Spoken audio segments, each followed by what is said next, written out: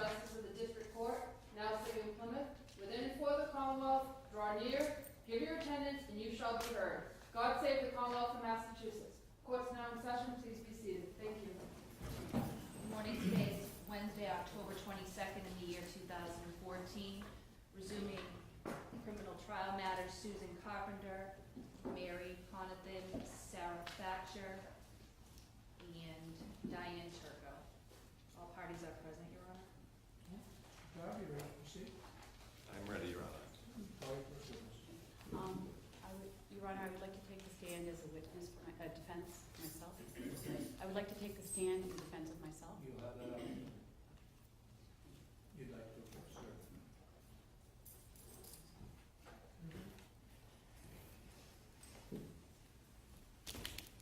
Can you remain standing and face the court, please, Please raise your right hand. Do you solemnly swear the testimony you're about to give in the matter now hearing is the truth, the whole truth, and nothing but the truth, so help you God? Yes, thank you.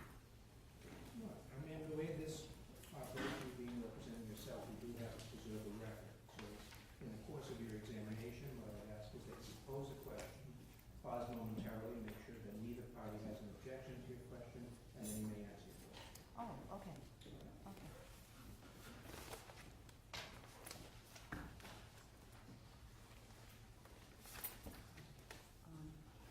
I'd just like to introduce myself. Certainly, go right ahead. I'm Diane Turco. I'm 60 years old. I live in Harwich, Massachusetts with my dear husband in back there.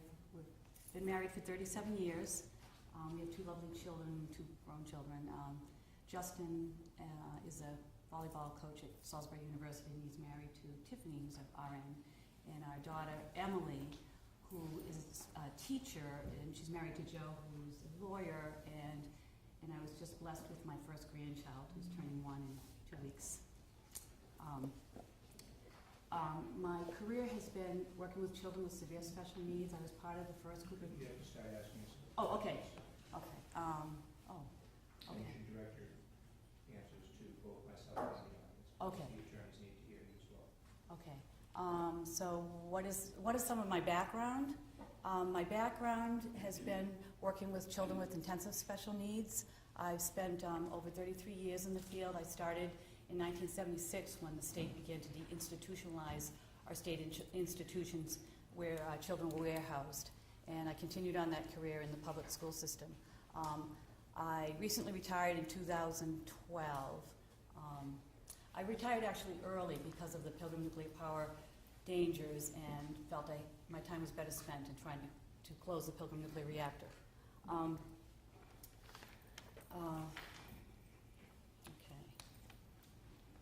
So,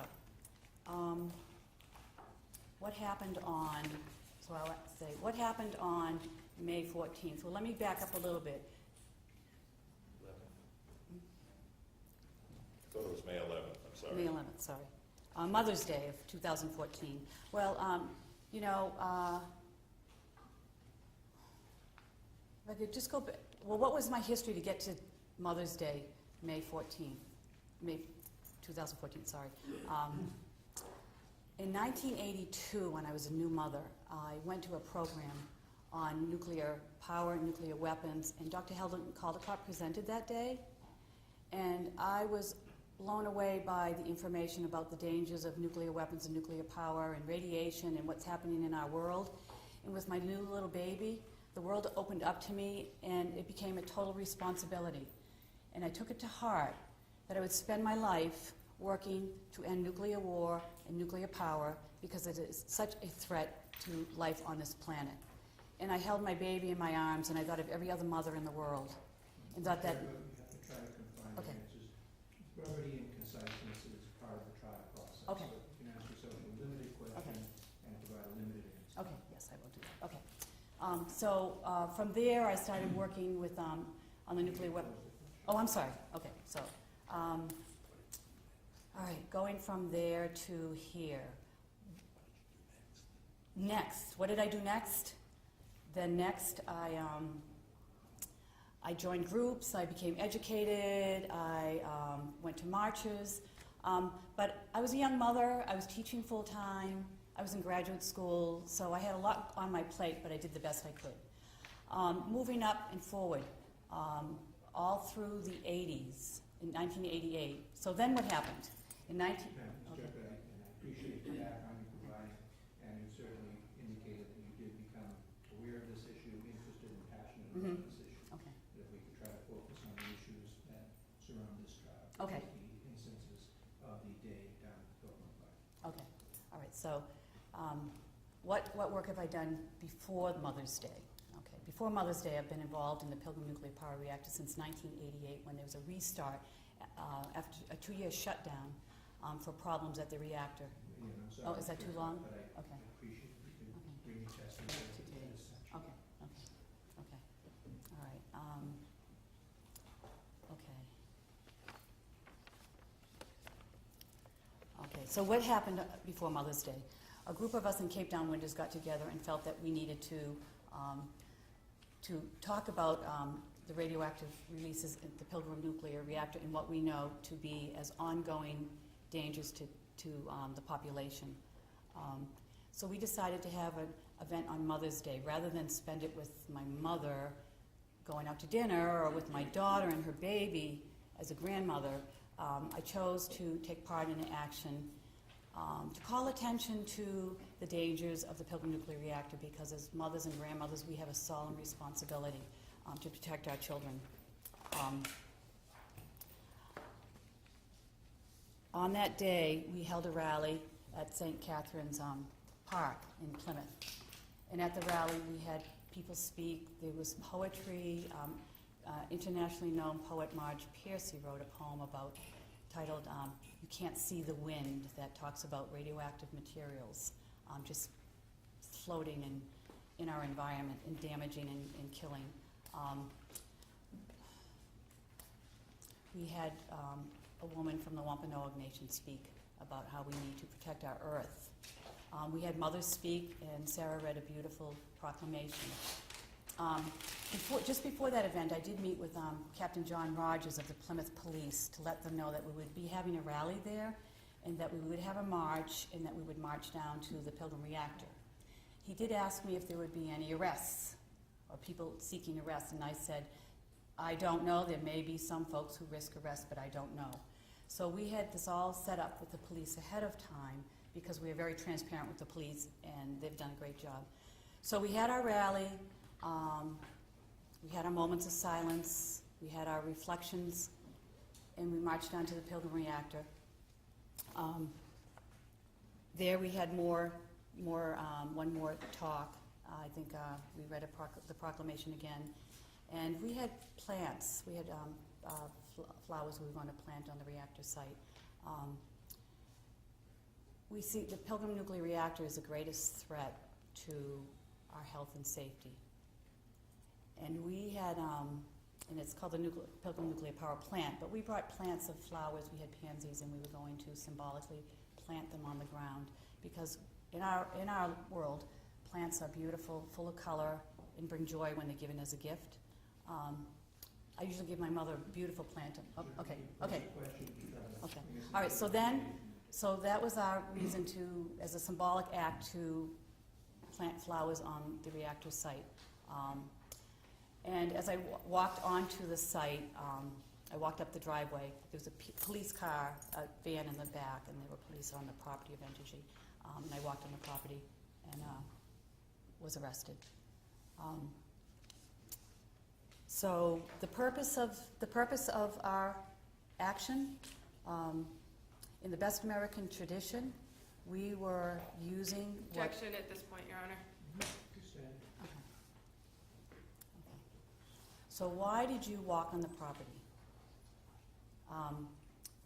In the best American tradition, we were using Martin Luther King's... Objection.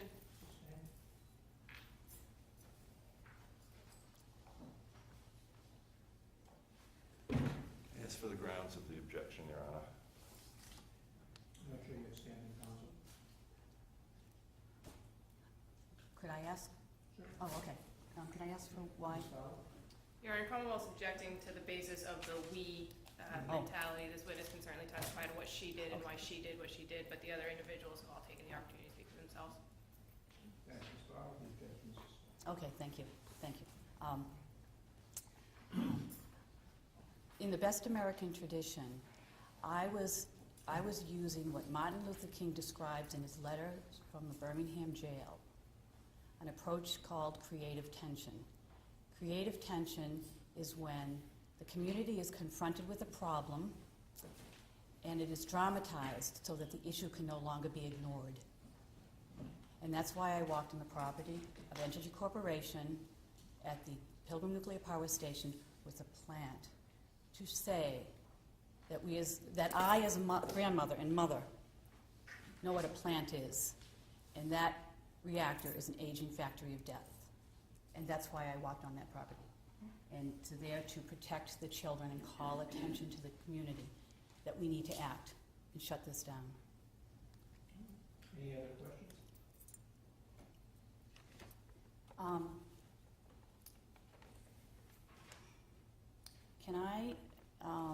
So the history of why this is so important and so urgent.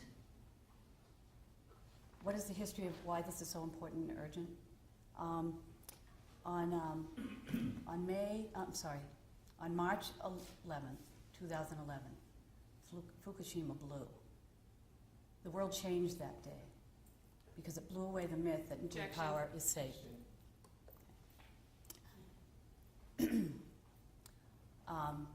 I felt when I heard that the Fukushima nuclear... The Fukushima matter is not relevant to this proceeding. So you can ask questions Okay. about... Okay, so why would Fukushima be relevant to this? It's not relevant Oh, to this. We've okay. already discussed Oh, that. okay. Why do I think the Pilgrim nuclear power reactor is an imminent danger to me? Okay, all right. I believe the Pilgrim nuclear power reactor is an imminent danger because, number one, it is a Mark I General Electric boiling water reactor, the same failed design that blew at Fukushima. When the Mark I was designed and built, it was designed with a containment that was too small, and in fact, it was described by the Nuclear Regulatory Commission, Harold Denton, in 1986, that if in the event of a severe accident, the containment has a 90% chance of failure. So in effect, there is no containment around that reactor.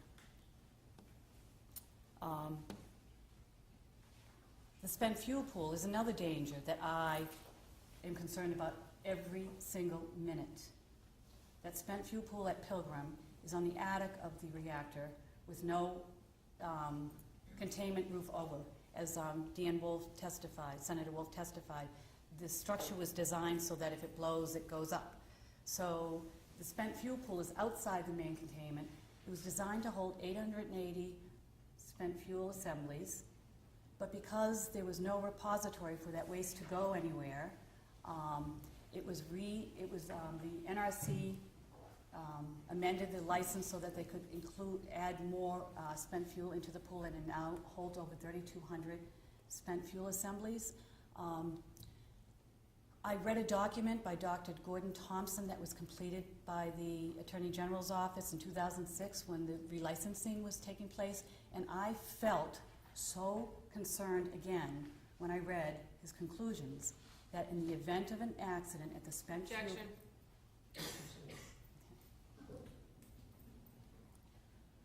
There were facts in a document that I read that caused me great concern. And in this document, I read that in the event of an accident... Objection.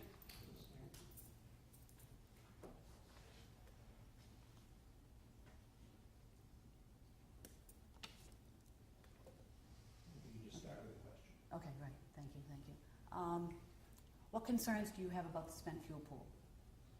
Okay. I have concerns about the spent fuel pool because in the event of an accident, it has been determined that there are... Objection. Okay.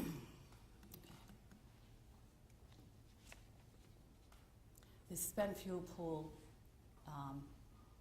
is a considerable and imminent risk considering the high-density storage of the waste when it was designed for 880 assemblies and now holds over 3,200, and there's no place for it to go.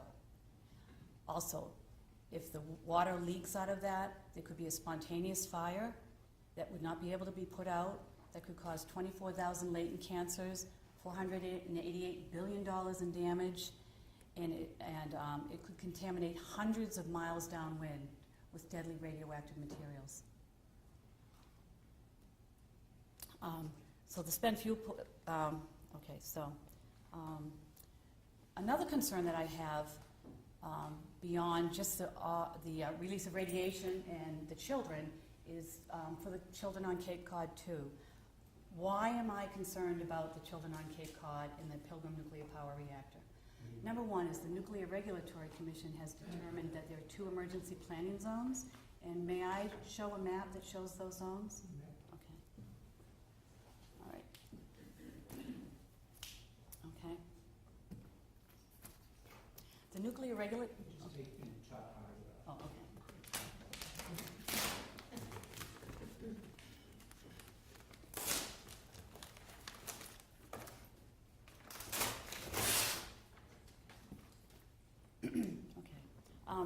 The Nuclear Regulatory Commission has determined that there are 2 emergency planning zones. One is 10 miles, and that's the inhalation, the ingestion, the plume exposure pathway.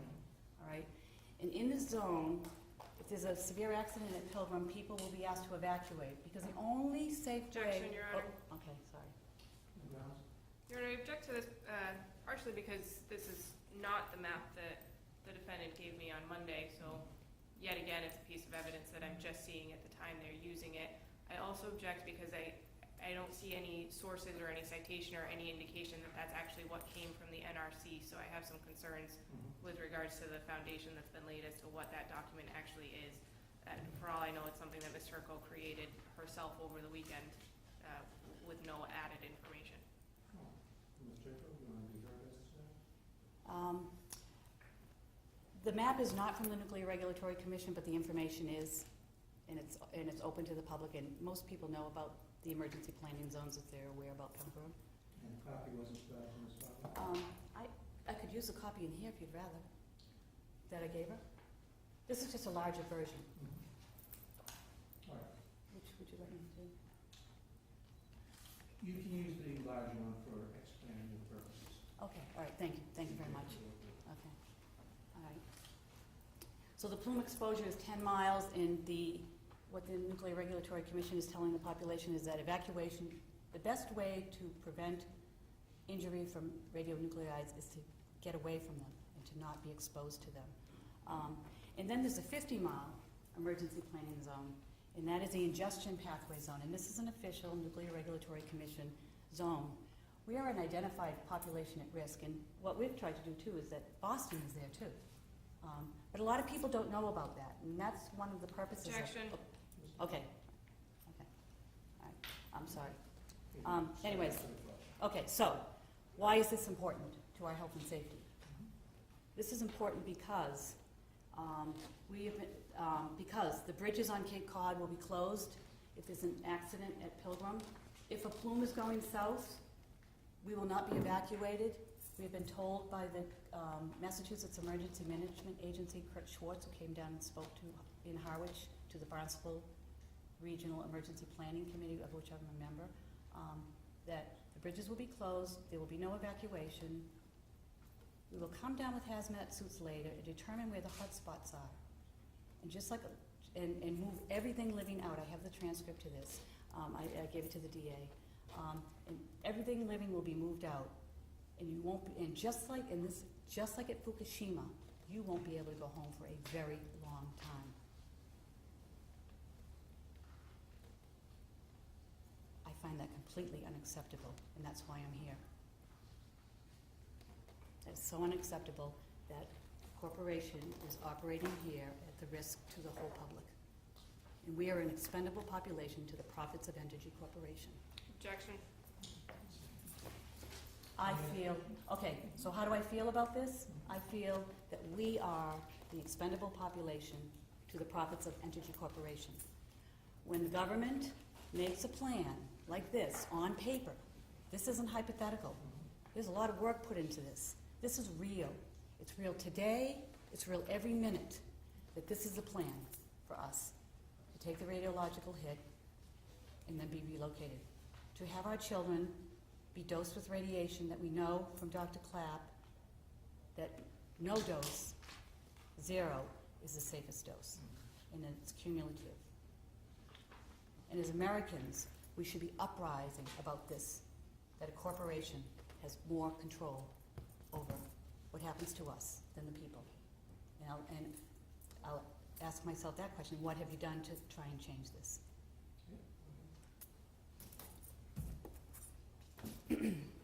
So what did we do when we found out that, okay, what did I do? Yes, what did I do when I found out that the bridges were going to be closed and that Cape Codders were going to be trapped? The first thing I did was I contacted the Director of Emergency Management on Cape Cod, George Baker, and I asked him, well, do you know what's happening? He had no idea.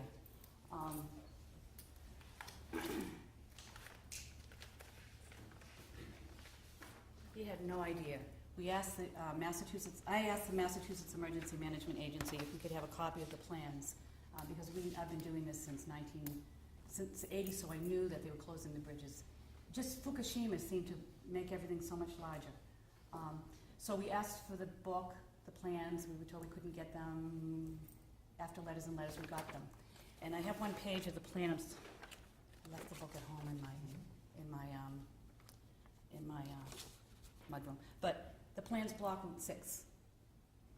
So if you're trying to leave the Cape, the roads are going to be blocked. You're stuck on the roads. You're going nowhere. And that's the official state plan to protect the people of Cape Cod. And we find that completely unacceptable.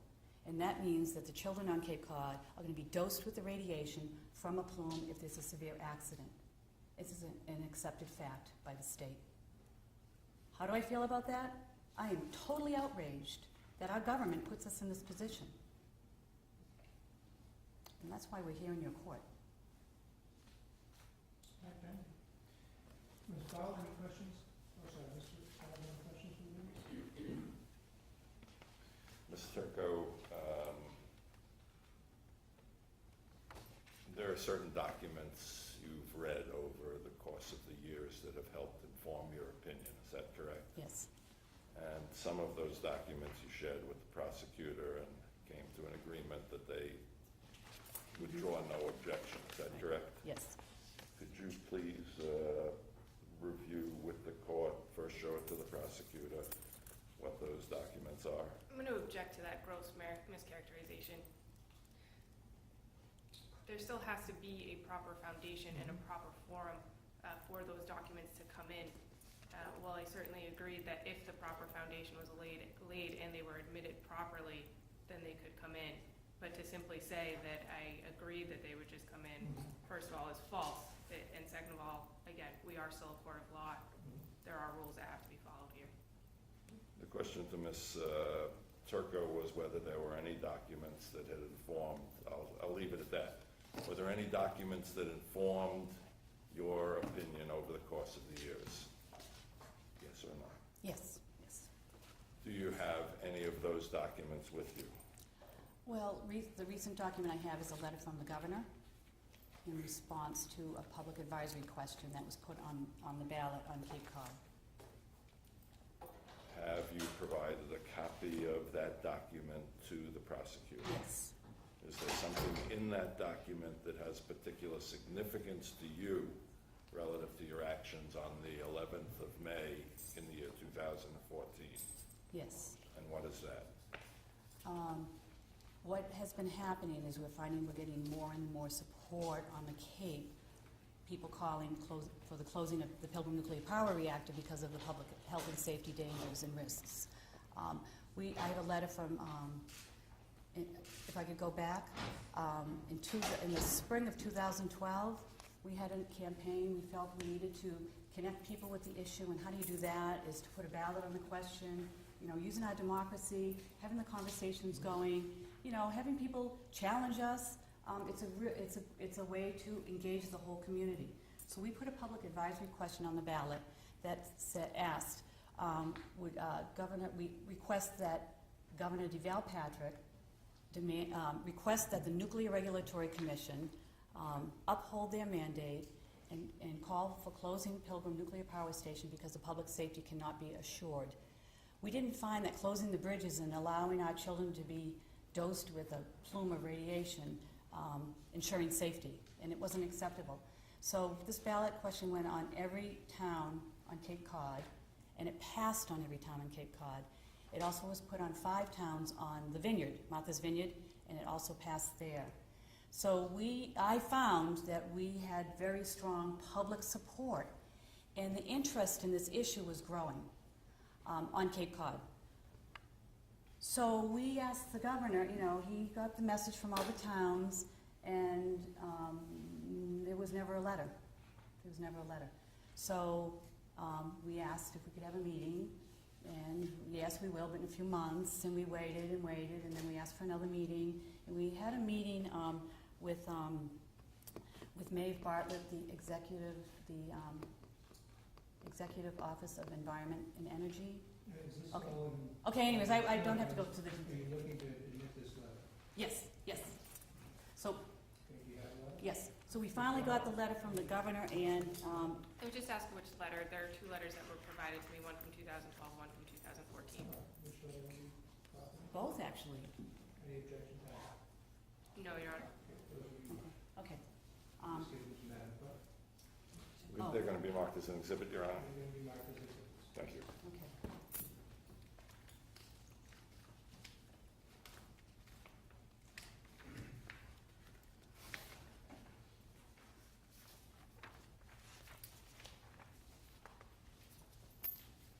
Give me a second. Your Honor, I believe these will be 1 and 2, according to the docket. I'm sorry, Madam Clerk. Exhibits 1 and 2. Was the chalk marked as an 2 exhibit, and Your 3, Honor? rather. The chart is Okay, so 1 and 2.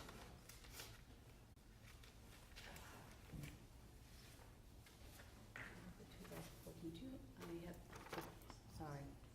I was gonna use this, but you need Just that. let her put the Okay. mark on it and then Okay, have it okay, back. all right. So this will be Exhibit 1, the letter Mhm. dated 3/17/14. Yeah. That's the other one.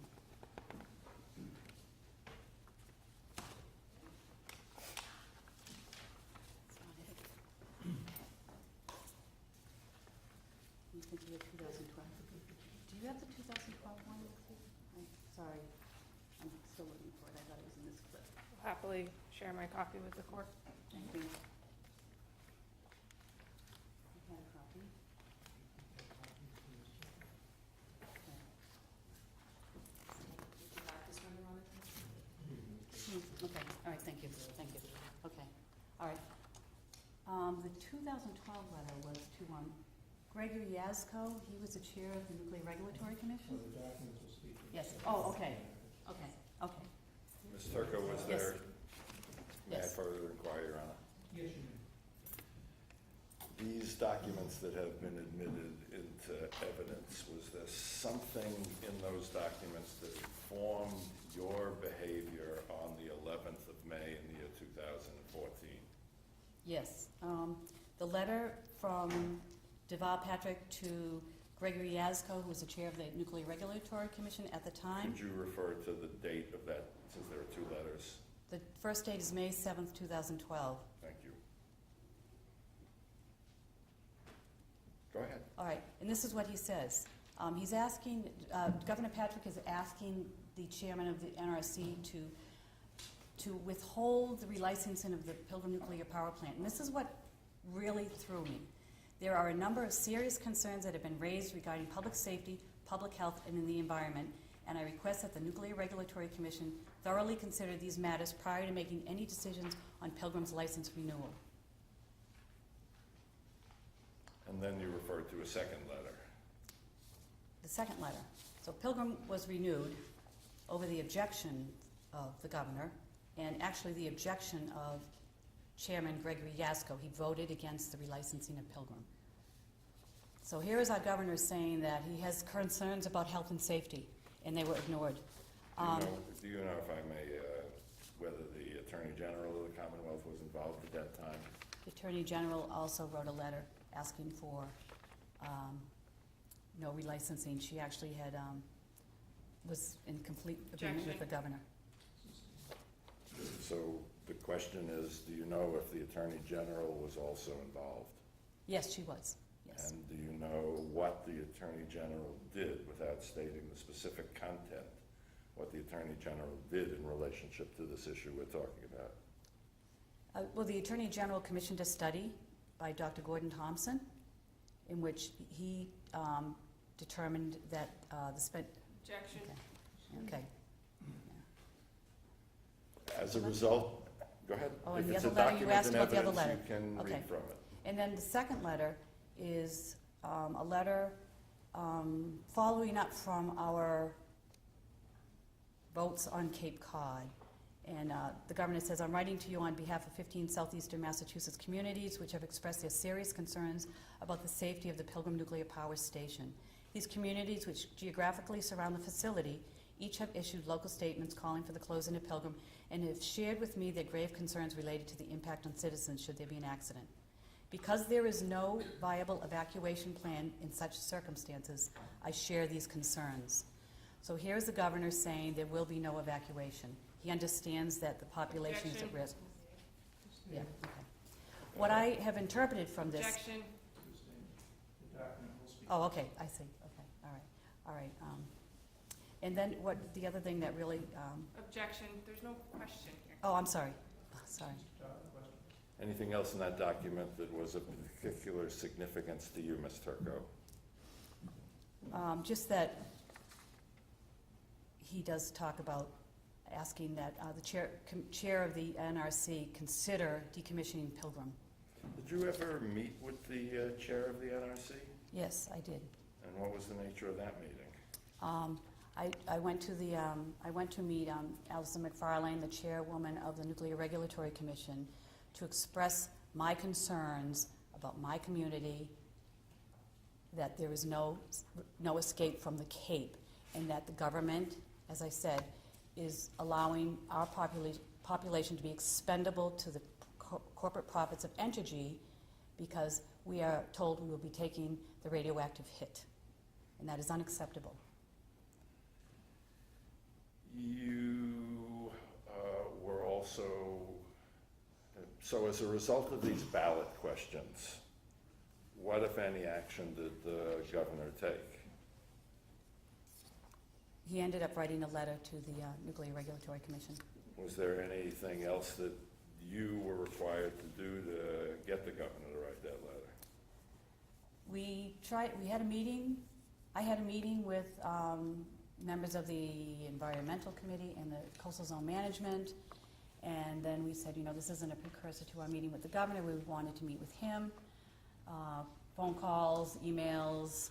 In September, we met with some of his cabinet members to express our concerns that he needed. Objection. If we could just Sorry. indicate September of what year? 2013.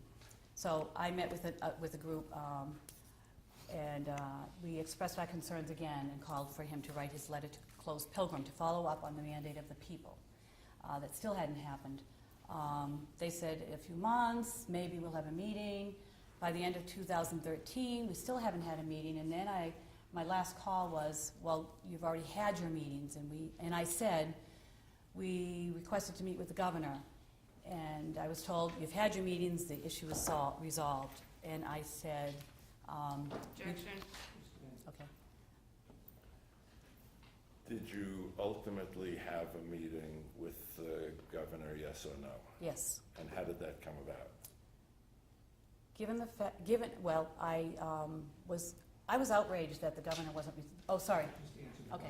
question. Okay.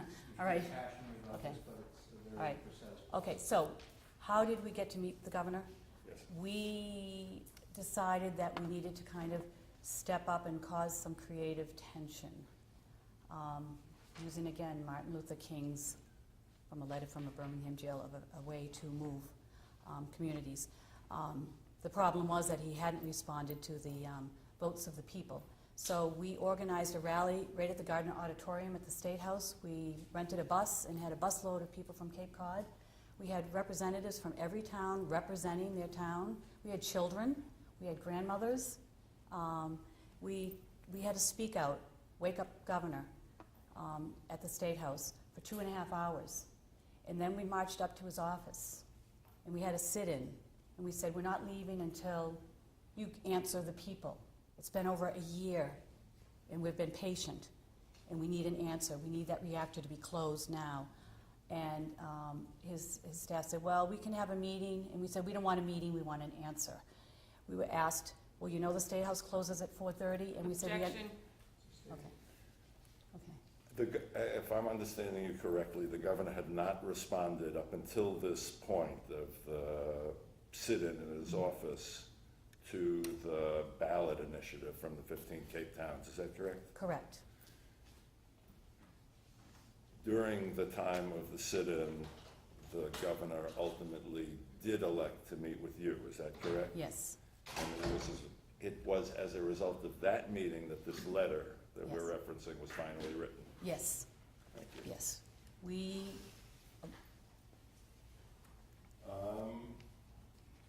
What other documents that you've read have informed your opinion that led you to your actions on May 11th of 2014?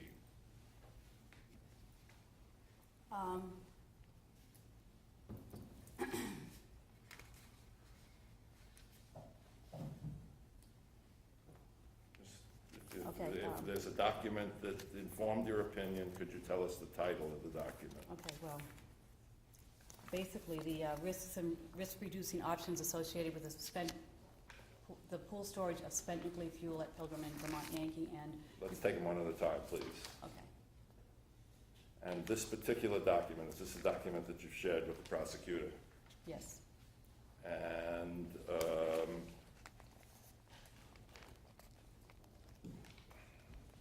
tell me who the author or the agency that Dr. authored Gordon the document. Thompson. Dr. Gordon Thompson. Do we have this document marked as an exhibit, Your Honor?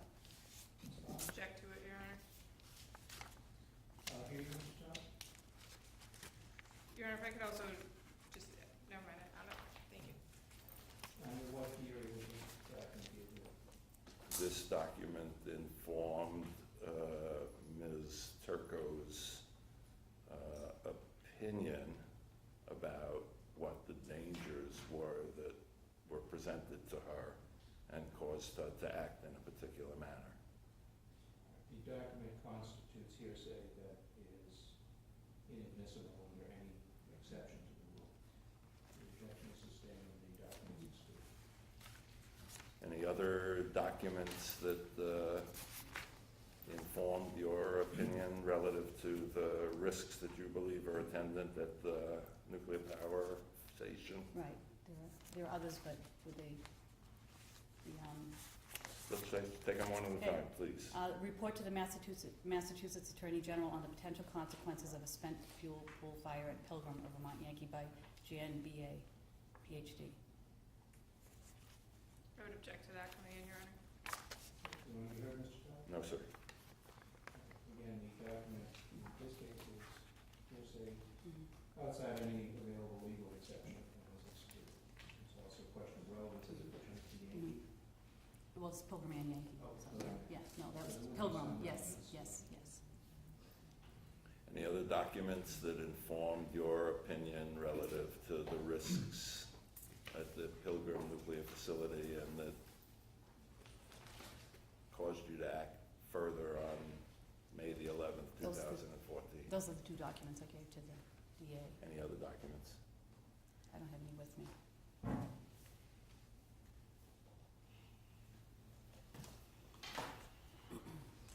Are you aware that various state agencies have produced documents for residents of the Cape relative to the risks associated with the Pilgrim nuclear power plant? Yes.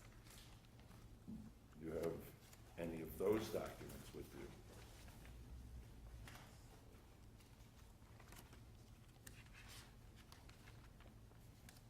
I have the KLP documents, and I have, let's see, first one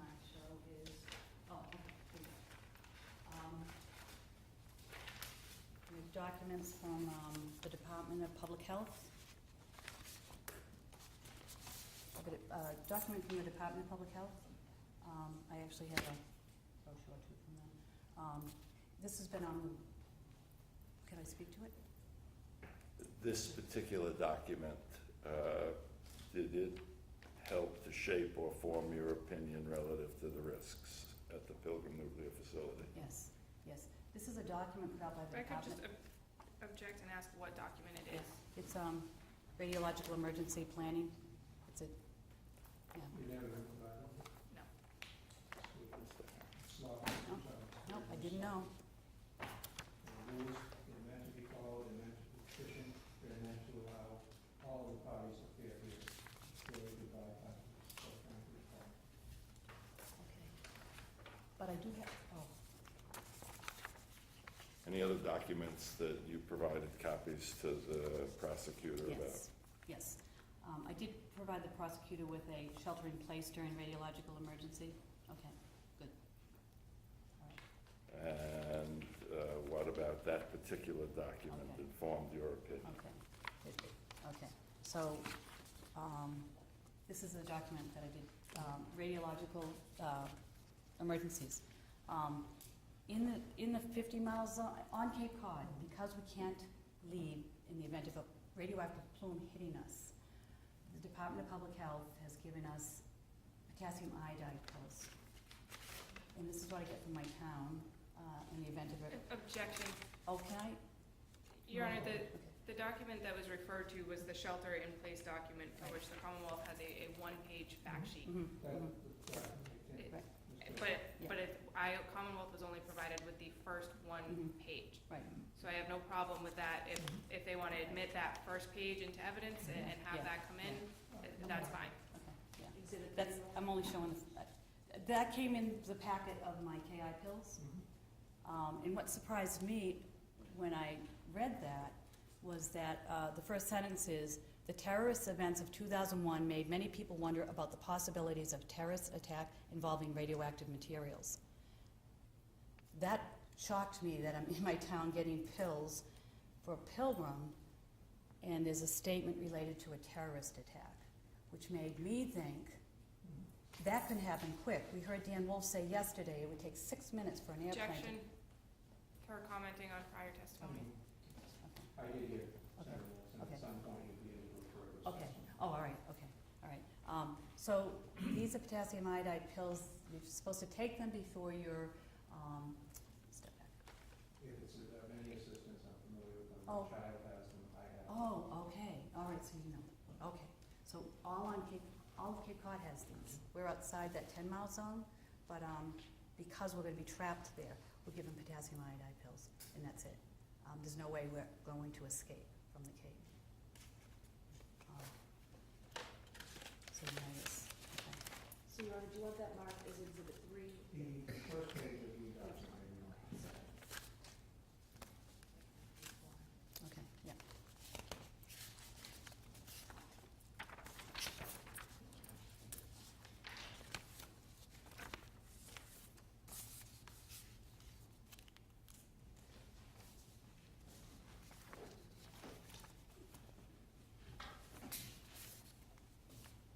That has been marked, Your Honor.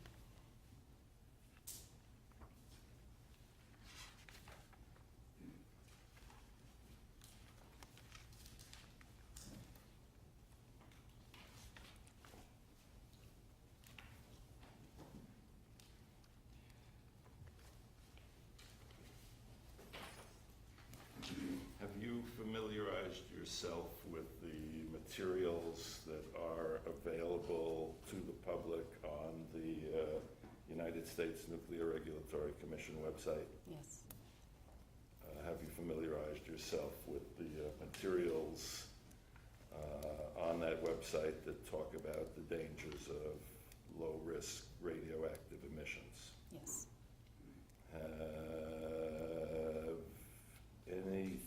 Has anything you read on that public information site caused you concern? Yes, well, you know, on that site, there is an admission that there is no safe dose of radiation. And basically, the site is telling you how to prepare in the event of an accident.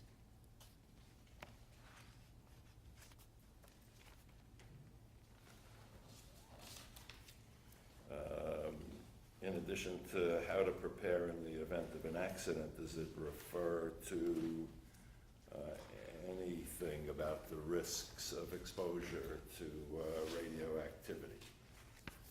The risks of exposure, I think the good doctor will be filling us in on a lot of that, but it's knowledge that radioactive exposure to radiation is cumulative, that it causes damage to the cells. It is there is a zero safe dose, and that this whole nuclear industry is predicated on keeping us safe from that when it is not.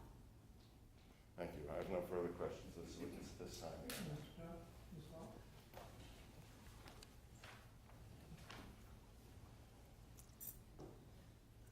Ms. Turco, when you met with Ms. McFarland, that was April 21st of 2014, right? Yes. That was 21 days before your Mother's Day protest at the power plant. I guess so. And when you met, you had also met with Congressman Keating, right? I don't know if we met with him. No, we didn't meet with him. We met with him the summer before. The summer before?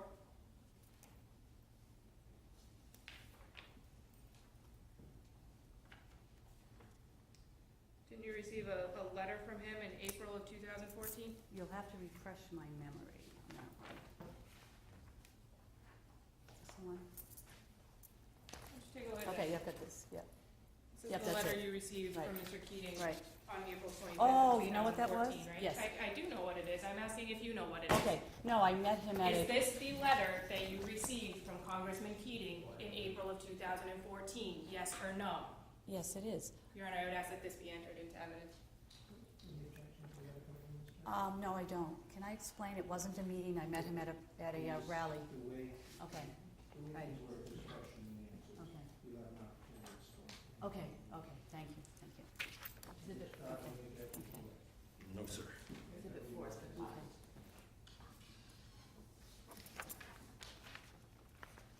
With regards to the biological fact sheet on the NRC website that you indicated that you were familiar with,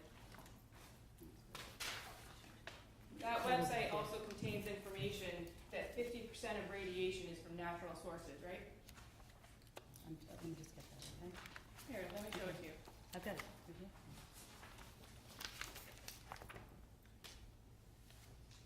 Okay. Yeah, I've got it. 50% is from natural sources, right? Mhm. You're not trying to shut down the world, are you, Ms. Turco? Objection, Your Honor. 50% of it is from man-made sources, right? Mhm. That includes medical technology, right? That's what the chart says, And that's a public chart that you use to base your information on, right? correct? With regards to that meeting with the governor, you didn't get arrested at that meeting, did you? No, And with regards to your Mother's Day protest, you met with the police department, right? yes, And they indicated that there was going to be part of the street that was closed off for you to protest, correct? actually, no. I wasn't aware that part of the street was closed off for us to protest. Well, when you were on Powerhouse Road, Right. nobody was getting arrested, right? We made sure that people weren't on entity property. We were on town property. So nobody got arrested, right? Could the witness be instructed to limit her answers to the specific question, Your Honor? Okay. Yes. Okay, okay. Oh, just yes, no, okay, all right, I'm sorry. Okay, Thank you. okay, all right, When you were on Powerhouse Road, nobody got arrested, right? right.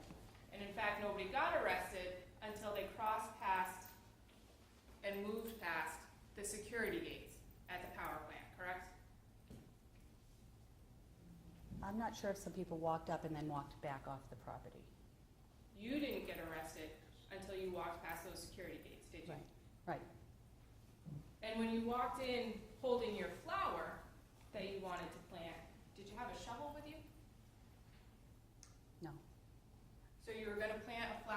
way to dig a hole? Use my hands. Nothing further. Okay. Ms. Turco, do you have any further questions for yourself?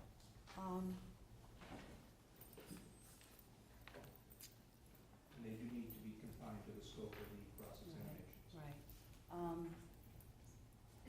Can I say that I didn't meet with Representative Keating, but in response to, did you have a meeting with Representative Keating? We tried to get a meeting with him over and over, and I had to confront him at Sarah Peak's, Representative Sarah Peak's fundraiser.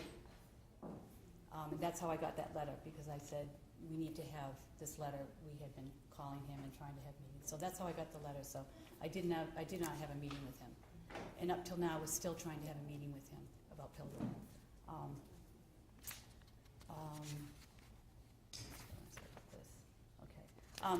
Going back to the Nuclear Regulatory Commission fact sheet, can I explain what I got from this? Okay, all right. What I'm reading in here is that there's a maximum exposure, that the Nuclear Regulatory Commission allows doses of radiation. There's an acceptable, allowable level. That doesn't mean it's safe. That means the Nuclear Regulatory Commission regulations make limits. In Japan, after Fukushima... Objection. Okay, all right. So anyways, there's no safe limit of radiation, but the Nuclear Regulatory Commission makes up the rules that they need in order for the nuclear power Objection. industry to operate. I'll allow that. That's the same document we inquire about. It's for categorization that they make up the rules that they need. They promulgate the rules. The difference is If you read this closely, it's very contradictory. The document says, for low levels of radiation exposure, the biological effects... Objection. Your Honor, if she wants to introduce it into evidence, I have no objection with that, but at this point, neither party has it. Is that something you want in evidence? Yes, yes. Okay, so I don't need to refer to this. Okay. Any other questions?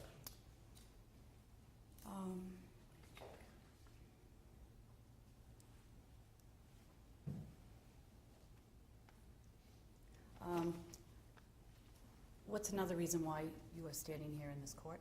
That's beyond the scope of what's being inquired of during the course of the Okay. process. Okay. How has the government moved to protect the people? Again, that's outside the Okay. scope. Okay. If you do want Okay. redirected that, there's no questions that pertain to the questions in that to as follows. Okay, all right. Okay. I guess that will be it. All right, Mr. Todd, any other questions? Mr. Have you ever, in the last 2 or 3 years, had a meeting with your federal representative, William Keating, relative to the dangers that you perceive about the nuclear power plant? In the last, I'm sorry, the last. In the last 2 or 3 years, have you had a meeting Yes. with Representative Keating? How long ago was that? I think it was the summer of 2012. And did you ask Representative Keating to take certain action? Yes. And did he take that action? We asked Representative Keating to make a statement to call for closing Pilgrim Nuclear Power Station because the public safety cannot be assured. He would not do that. We also looked at how can the public in the state have better control over safety and the regulations, because right now the Atomic Energy Act has amended the Objection right to of the this portion state answer. to... It's going outside the scope of the question. Does have to be limited to. Okay. So the first part can stand, Your Honor? Yes. Or you want the... Okay, so the second, oh, okay.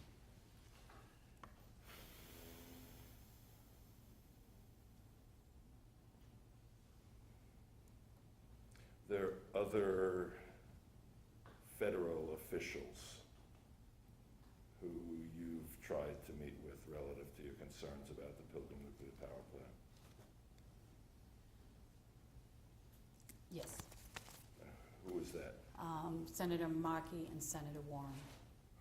And have you had Yeah. any success at meeting directly with Senator Markey or Warren? No. No further questions, Your Honor. Ms. Baum, anything further from Mr. Nothing further. Mr. Thank you very much. Okay. We'll accept that.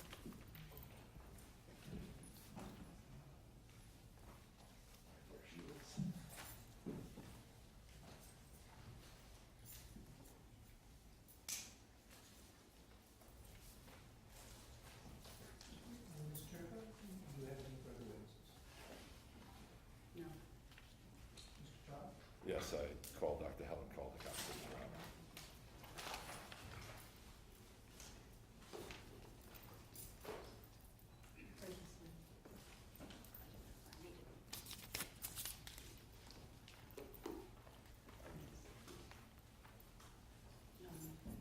This one? What was the sheet on? Oh, I put no, there's nothing else. Nothing else.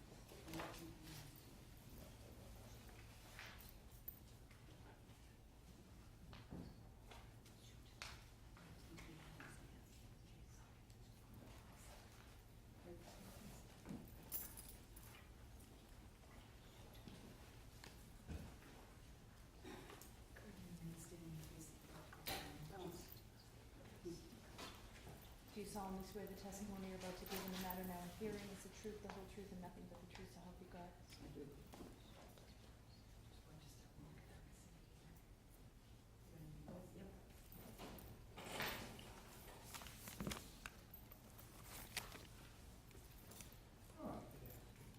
Good morning. Now, for the record, the court has previously accepted the qualifications of Dr. Caldwell in the area of pediatrics Caldicott. and internal medicine. Caldicott. Mr. Todd? Dr. Caldicott, thank you for joining us this morning. In your area of professional specialization as a pediatrician, did your studies and your practice take you to investigate the consequences of exposure to nuclear radiation? Yes. And how did you go about that, and how were you so informed? I think I said before I read On the Beach, the book about total nuclear war, when I was about 17, and learned about nuclear radiation then.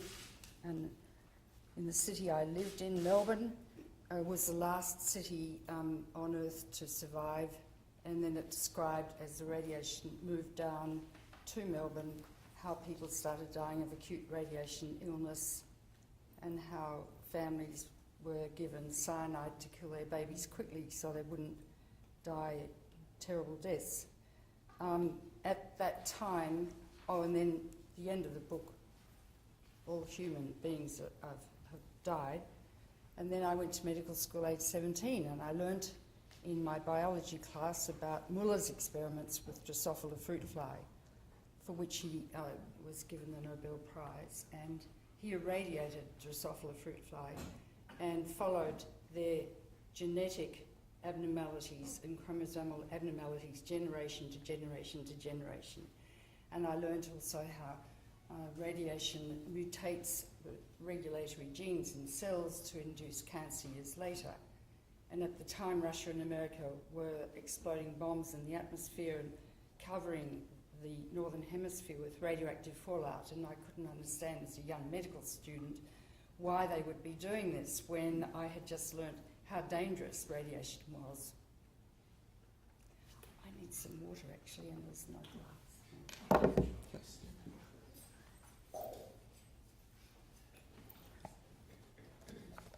And I've never understood since.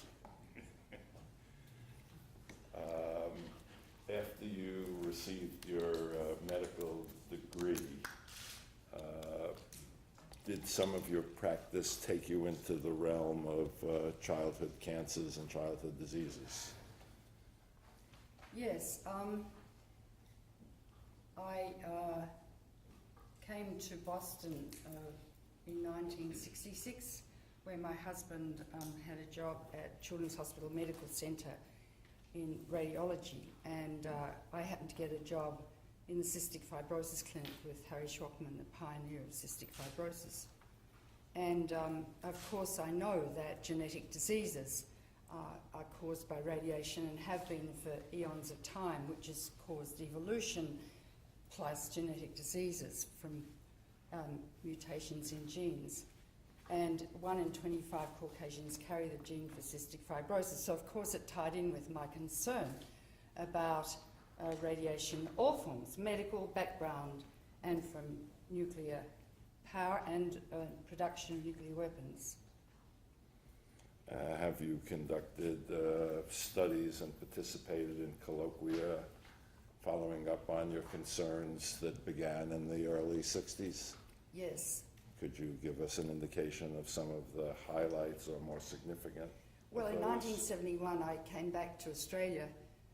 This isn't a study, well, it is actually, to learn that the French were blowing up bombs in the Pacific Ocean, and in Adelaide, where I lived, we collect rainwater in what you call cisterns, we call tanks from the rain on the roof. And I learnt that the radiation in the Adelaide water was 1,500 picocuries per litre.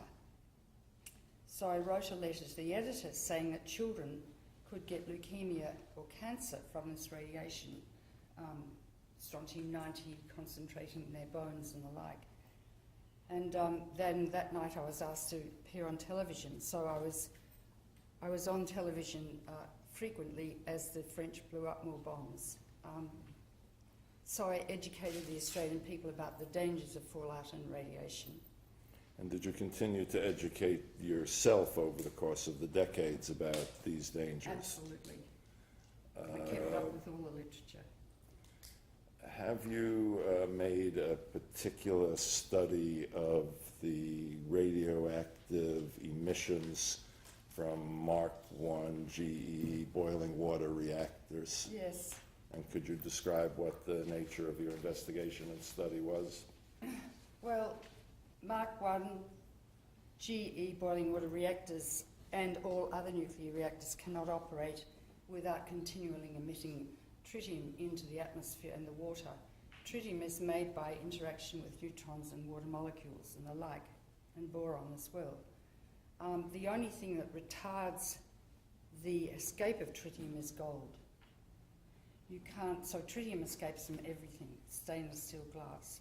So reactors cannot operate without continually, day and night, releasing tritium into the atmosphere and the water, and that's a very potent carcinogen, which I can describe later if you want me to. I'd like you to describe it now if you don't mind. Well, tritium is H3. I wouldn't mind using a blackboard if I could, whiteboard. Excuse me, Your Honor. With the court's permission, I'm content if this is the only chalk we have with erasing this. It was not marked as an exhibit. I have no problem. The witness can clear the board and use that board. I need an eraser.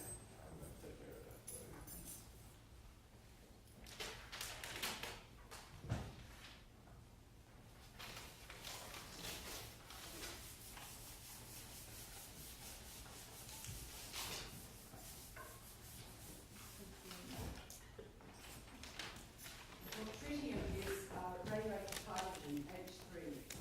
Normal hydrogen is H2, which is ubiquitous in our air. 80% of air is made of hydrogen. Tritium then is readily combined with an oxygen molecule to form tritiated water. Tritium is a beta emitter. That means that you've got a molecule, an atom of tritium, and it emits one electron. And the electron is particulate, it's radioactive, and if the electron hits a cell, and the cell is composed of chromosomes and genes, and you've got a gene that controls red cell emission called a regulatory gene. If the electron hits that, I missed it, it's random, it's like rushing lead.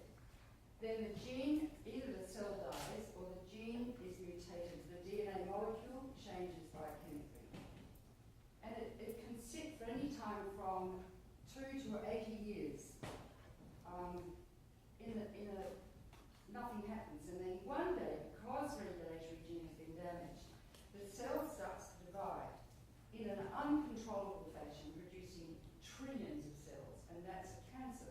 So it takes a single mutation in a single cell to induce cancer. And cancer, we can't usually stop the growth of cancer. And cancer cells are very ubiquitous, and they invade blood vessels, and one cancer will spread up, one cell will spread to the brain and grow to a second into the liver and they invade the lymph vessels as well. And that's how cancer spreads around the body. It's kind of a parasite, and you can see a patient with cancer sort of withering up and dying, and when they die, the cancer dies. So this is true for all radiation, be it background, and we've always lived with background radiation, which is induced evolution and genetic diseases and cancer. I can go more readily into that if you would like me to. Anyway, to get back to tritium. Tritium is really interesting because it's a beta emitter and it's a low energy emitter.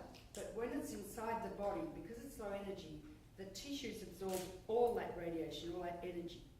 Higher energy particles, the radiation escapes some of it. Some of it stays in the body, but tritium is potent.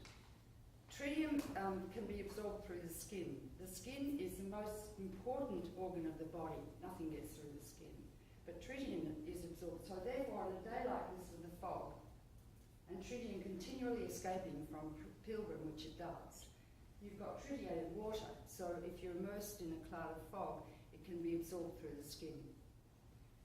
Children are 10 to 20 times more sensitive to radiation than adults, and fetuses thousands of times more so. Women more sensitive than men, little girls twice as sensitive as little boys. Tritium can also be bound in apples and vegetables that people grow nearby, and when you eat organically bound tritium in food, 10% of it stays in the body for 1 to 25 years, continually irradiating cells. And because tritium is hydrogen and the DNA molecule contains hydrogen, tritium gets into the DNA molecule, right in there. So it can be absorbed through the skin, through the lung by inhalation, and through the gut by absorption. And it's a very nasty material. Now, the nuclear industry will say tritium is only radioactive hydrogen. But if you look at their literature in the Journal of Health Physics, there's a very large literature on tritium. They're really worried about it, but they don't talk about it. And they've used it on animal experiments and found that it's induced tumours in various organs, testicular atrophy, ovarian atrophy, malformations of the babies, etc., etc. So it's a nasty material. Now the other stuff that gets out from that they can't stop. Oh yes, the other thing is it's got a half-life of 12.3 years. And you multiply that by 10 to get its total radiological life, which is about 123 years. So it's around for a long time. And as it continually gets emitted, it builds up in the plants and vegetables around here. So now carbon-14 is also emitted. No one talks about that much. That's got a half-life of over 1,000 years. So carbon is an integral part of our body, of course, and DNA contains carbon-14, and that's a beta emitter too. And that's never considered in the emissions of reactors, but it's always emitted, all the time. And the other things are emitted, and now I need another eraser.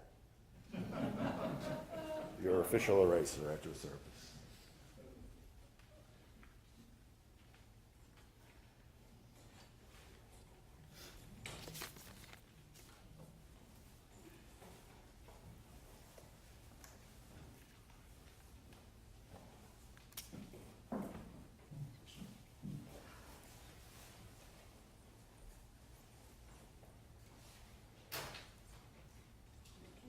The other elements that are emitted are called noble gases, and they're xenon, krypton, which reminds me of Superman when I was a little girl, and argon. They're called noble gases because they don't combine chemically with any other chemicals. And so therefore they're assumed they're not dangerous if they get into the body. But I used to use xenon 133 in my cystic fibrosis patients to assess the lung damage. And we know that xenon is absorbed through the lung readily. And it's very fat soluble. So it tends to locate in the abdominal fat pad and upper thighs where the ovaries and testicles are located. And it's a very powerful gamma emitter. Gamma radiation is like X-rays. And so it travels a long way and can damage, of course, the genes in the eggs and the sperm, which is very say quite a long time in fact. Krypton converts to strontium-90. Xenon, which has a half-life of 28 years and it's around for about 300 years. Strontium-90 is a calcium analogue. Where does calcium go? Into the bone. Where it's laid down in the bone. A radio, and this is a gamma, omega, and beta. So like X-rays and beta radiation. Radiating tiny volumes of cells. And the white blood cells are made in the bone marrow. So if there's a mutation in a white blood cell, you can develop leukemia, which means white blood. And the whole bone marrow gets full of immature white blood cells and does the blood, and you can't fight infection. And patients with leukemia usually die of massive infection or hemorrhage because there's no room for the platelets to grow, which cause clotting. But it can also cause a bone tumour called osteogenic sarcoma, which Ted Kennedy son had. Is it your testimony, Dr. Caldicott, that these chemicals, is that what they're properly called, the chemicals? These isotopes, that these isotopes are increased in the atmosphere, the fruits, etc., by the operation of any Mark I GE nuclear boiling water reactor plant? Are you familiar with the studies conducted by the Massachusetts Cancer Registry? Yes. And the work of Dr. Richard Clapp? Yes. Have you formed an opinion to a reasonable degree of professional certainty as to the consequences of the operation of the Pilgrim nuclear power plant relative to the emission of these isotopes and the incidence of cancer in the population around Pilgrim? And what is that opinion, Doctor? Well, when I look at the history of Pilgrim, when it first started and soon after, it had abnormalities in the cladding of the rods, holes in the cladding. Cladding is made of zirconium, and inside the zirconium is the radioactive uranium, which is fission and producing all of these. There are 200 isotopes made, 200 in the reactors, or over 200. Some last seconds and some last millions of years. Anyway, apparently, I'll give you a date. This comes from Clapp's work.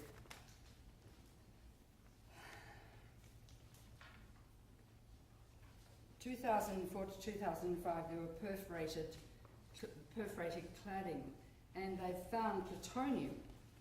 I need another clean. Plutonium-239 and neptunium on the beaches here and around the reactor, and I need to describe to you the medical dangers of plutonium and neptunium.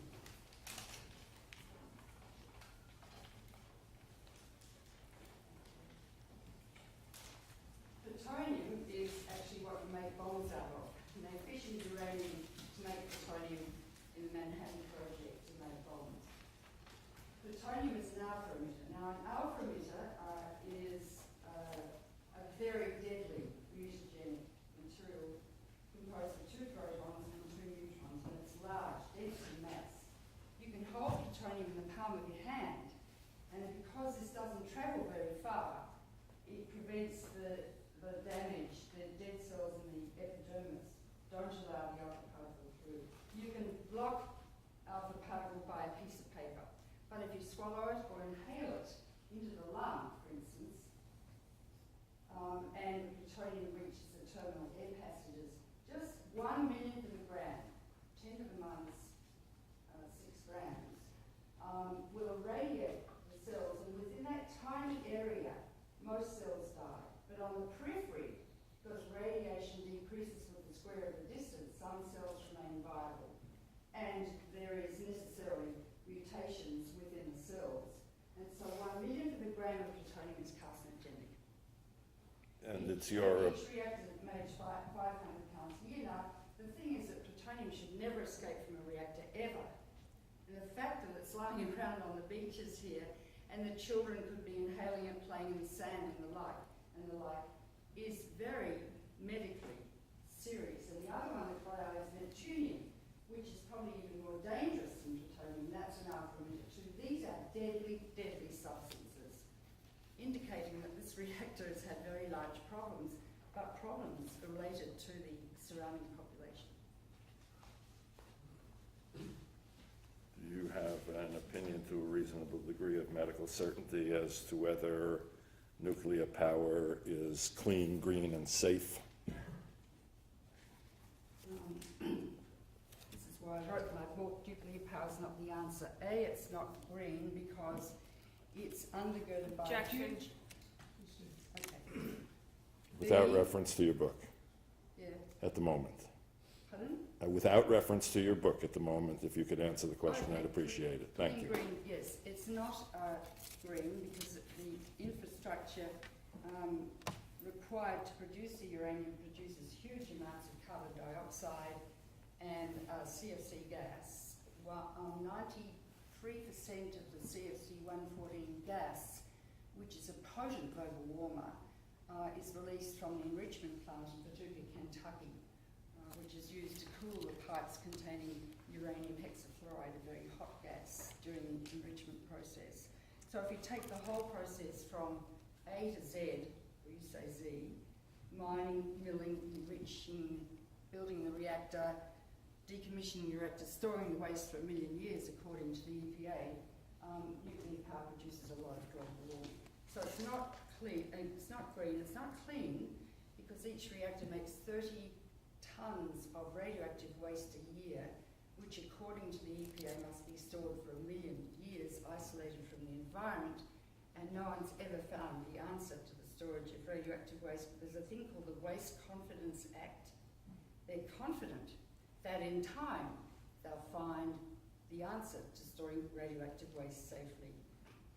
But thousands, it's your testimony that thousands of tons of radioactive waste are presently accumulating at each of these nuclear power plants in the United States? You've got a total of about 75,000 tonnes of radioactive waste at the moment at the reactors.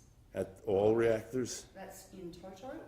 And then you've got even more at Savannah River and Hanford, where they built the bombs, and that's just a total mess. And no container lasts longer than 100 years. Concrete, steel, titanium. And as the containers break and the radioactive waste leaks, it will enter the underground water supplies. And then when it gets into the streams, it bioconcentrates. For instance, say strontium-90 or cesium will concentrate by orders of magnitude in the algae, then in the little fish, and then in the crustaceans, and then the little fish and the big fish. And we stand at the apex of the food chain. So these elements concentrate most highly in our bodies, and they go to various organs. And so you can understand that generations hence, people will wake in the morning, their breast milk will already be radioactive.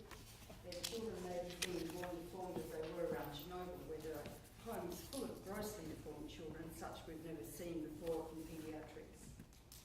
And children may be getting cancer at the age of 6 instead of 60 because they're being exposed to radioactive elements very early in life. And that's what, from a medical perspective and a public health perspective, nuclear power actually means because of the waste. What's the consequence of the gases lingering in the atmosphere? You can inhale them at any time. For how long do the gases linger in the atmosphere? Well, they get blown away by the winds and dispersed and diluted. But it's very interesting because once a year or once every 2 years, I don't know what the plan is at Pilgrim, they shut down the reactor and they refuel it. They take out 30 tonnes because the uranium is so radioactive it's not efficient anymore at producing heat and steam. They put it in this, what they call euphemistically swimming pool on the roof of the reactor. And that when they refuel, that's when a lot of radiation escapes. But what the industry tends to do is average out that very high radiation escape over the whole year, so each day it doesn't look too bad. But if you're near the reactor when they're refueling, you could be in trouble, especially if it's a day like this. And how frequently does these Mark I reactors refuel? Well, I think Pilgrim's every 2 years, but I'd have to check. Usually it's every year. And there's also something called CRUD. crud is derived from the Chalk River reactor, something or other. As the neutrons hit iron and cobalt in the pipes, the neutrons convert the iron and cobalt, nickel, to radioactive elements, and they call activation products. They're not formed through fission of uranium, they're formed by the neutrons hitting the pipes, and the pipes start getting full of these activation products, and every so often they just empty the crud into the bay. And it's very potently dangerous. Cobalt-60, nickel, radioactive iron, and no one, usually they don't tell you they're doing that, and then people catch fish from the bay. Incidentally, that reactor uses 500 million gallons of water a day to keep it cool, and that water is tritiated, goes out into the bay, and it's got tritium in it, and other elements which concentrate in the fish, and people eat the fish. Do you have an opinion to a reasonable degree of medical certainty as to the health risks that this plant poses to the population in and around the plant? Yes. And what is that opinion, please? It will, already we know from Clapp's evidence that it's increased the incidences, or the incidence of cancer and leukemia are higher than normal. But there haven't been any recent studies done. The last study, I think, by Clapp was 2008. This is now 2014. I know the NRC is going to now do a study looking at reactors to see what the incidence of cancer is. That they've never done it before, but there was a German study done recently, and the Germans are very careful. Objection. Called the KIKK study, and they looked at their 16 old reactors, and this is a very old reactor, and they looked at children under the age of 5 who live within 2 miles of the reactors, and they found that the children living there had a double the incidence of leukemia and a high incidence of solid cancers, and the closer they got to the reactor, the higher the incidence of these diseases. And so the French did another study, and they found exactly the same, and so have the British. So that study is easily applied to this reactor here. Thank you, Dr. Caldicott. I have no further questions at this time. Mr. Turco, any questions for Dr. Caldicott? Hi. How would you describe a severe accident? How would you describe a severe accident at a nuclear power reactor? Severe Objection. reactor. Just, Severe accident. Medically? Is there, how would you medically describe a severe accident at Pilgrim? Objection. Madam, a moment, throw Okay. counsel down.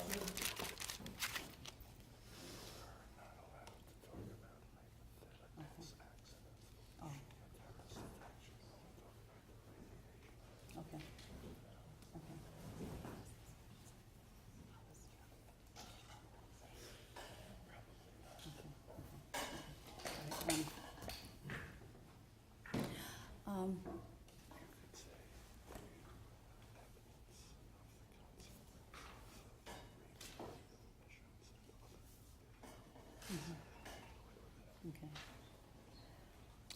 Thank you, Anna. Okay, thank you. Do you have evidence of the impact of radiation exposure around other nuclear accidents? Plants. Plants, Objection. sorry. just say, You've recently been to Japan, Correct. okay.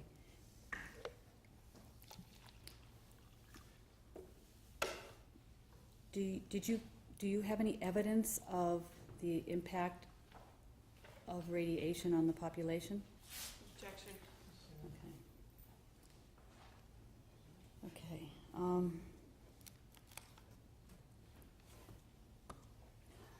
KI pills are distributed to the population.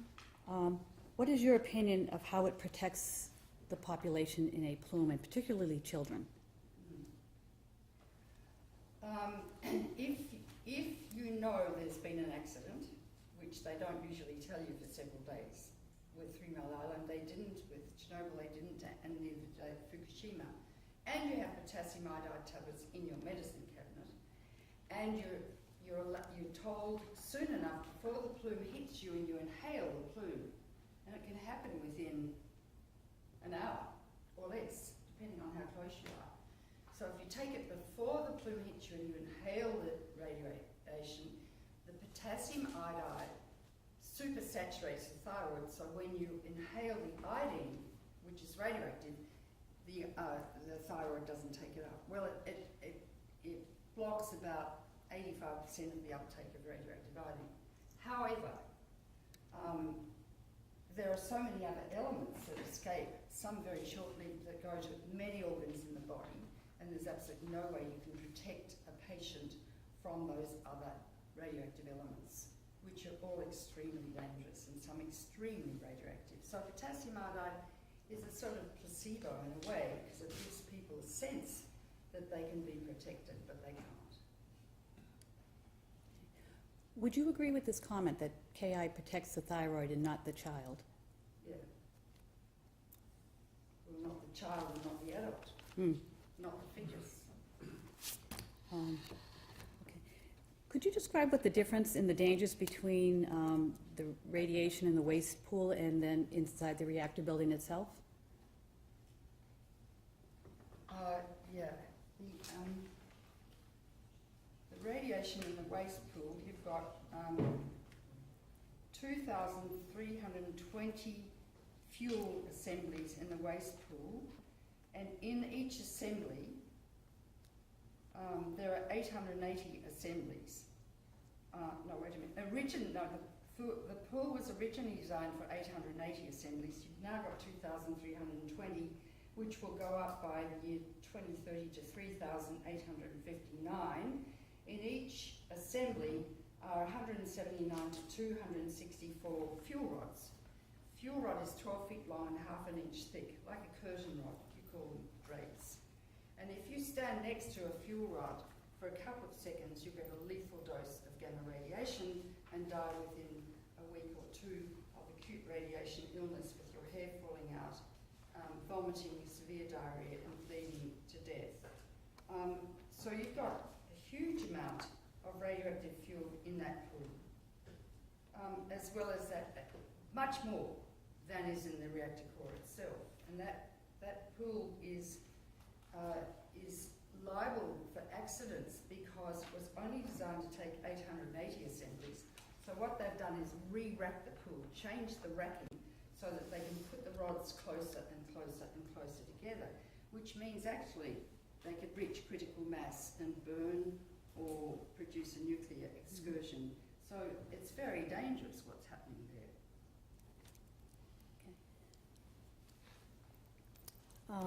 I think I heard in your testimony too that children are the most vulnerable Yeah. to radiation. Okay. Do you have any advice for us mothers? Objection.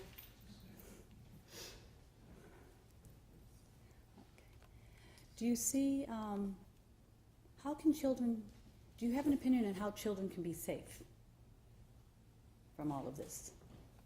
Yeah, close the reactor down and remove the waste, which is much easier said than done because that's terribly, terribly expensive.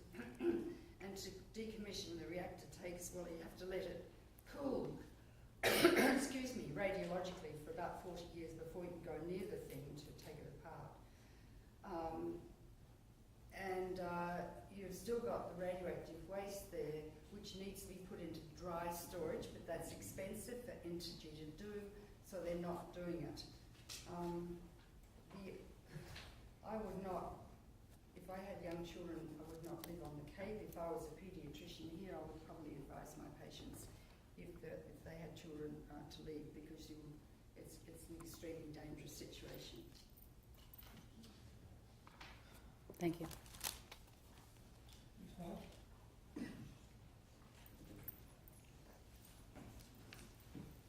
Doctor, are you familiar with the American Cancer Society? Yeah. Are you familiar with the fact that according to the American Cancer Society and their information with regards to cancer rates in 2014, that leukemia particularly has been on the decline? Objection, Your Honor. Overruled. You can answer that question. Yeah, but we're interested in the leukemia rate around here. Right, but leukemia overall has been declining, correct? Yeah, but that's not the point. All right, let's talk about cancer rates and death here in Massachusetts. You're familiar with Massachusetts, right? Mm-hmm. Familiar with the Massachusetts Department of Public Health? Mm-hmm. You familiar with, and I'm sorry, if you could just say yes, so that the record records the answer. Are you familiar with the fact that in 2012, the Massachusetts Department of Public Health teamed up with Governor Deval Patrick and released a study about Massachusetts deaths in 2010? Yeah. I'd like to talk to you about that study and the deaths that occurred for juveniles, theoretically. The study spans them from 1 to 14 and 15 to 24. So at least some that age group of that. So this is the whole of Massachusetts? This is all of Massachusetts. Well, I don't think that's relevant. I appreciate that, but you're familiar with the DPH, correct? Yeah. And you're familiar with the fact that they released this study, correct? Yeah.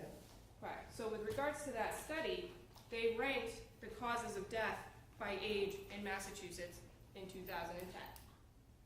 Okay, are you familiar with that? I'd like to show you page 21 of that study, if you could look at that table. And according to the Department of Public Health, for children ages 1 to 14, cancer was in fact the leading cause of death, right? I can't see anything here relating to cancer. Oh, wait a minute, cancer.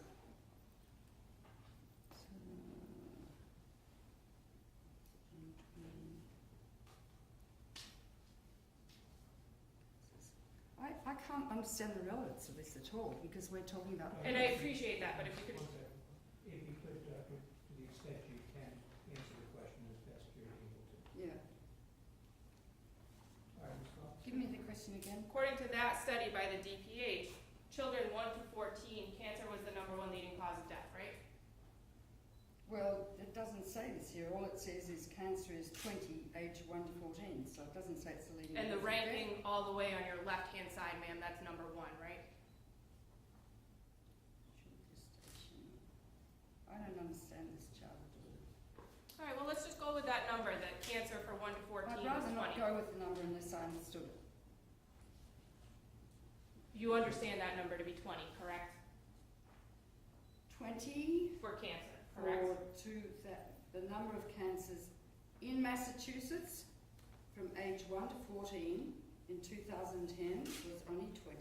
That's And the it's death not- rate. If you and- could answer my questions, ma'am, But you'll have the I wanted opportunity to to further define the explain question. later. We're talking about mortality, which doesn't equal incidence. We are kill talking about most- mortality, ma'am, yeah, I fully But I agree. don't want to talk about mortality. I qualify you as an extremely intelligent and qualified witness. Yeah. I would assume that you'd be able to understand the parameters of the adversarial process of examination. Ms. Fowler's job is to ask questions. Yeah. Your responsibility is to answer them the best you're able to. Yeah. If there are any further issues that are not being fleshed out in Yeah. her question, then the attorneys for the defendants will have Okay. an opportunity to clear that up. Thank you. That number with regards to cancer for 1 to 14 is 20, correct? Mm-hmm. And the number with Yes. regards to cancer for 15 to 24 is 22, correct? Cancer.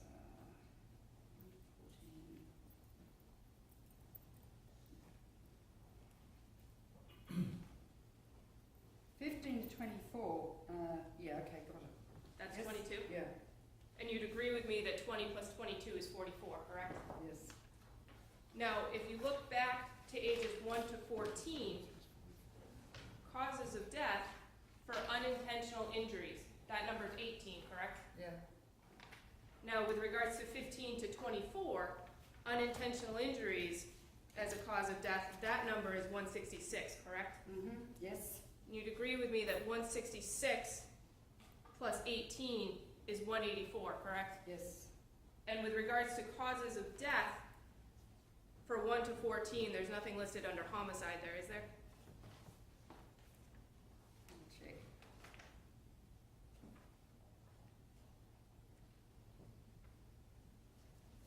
No. With regards to 15 to 24, homicide is the second leading cause of death for individuals ages 15 to 24 with a number of 85. Yes. Isn't that right?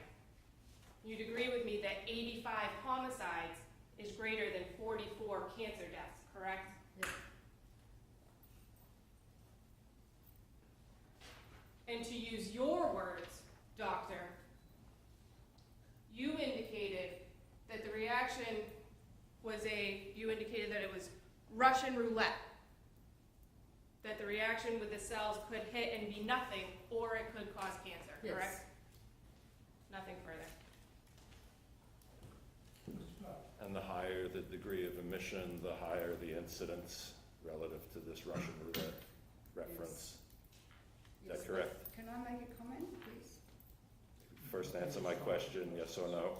Yes, I said yes. Is there anything further you would like to Yes, share there is about that? First of all, the chart that the attorney showed me is deaths in Massachusetts. Secondly, it's not concentrating on Plymouth and around the Pilgrim reactor. Thirdly, deaths do not correlate with incidence. We can cure most childhood cancers and leukemia now. So the incidence is the important thing, not mortality. It's very important to talk about incidence. Thank you, Doctor. And we don't know because I don't know if any Objection. There's no question before you. Oh, okay. Anything else? Yes, Show it to the prosecutor. okay.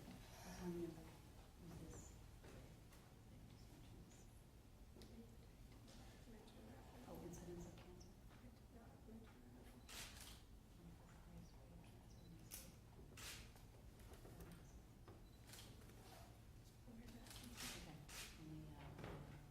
the state cancer registry. Can I use it? Okay.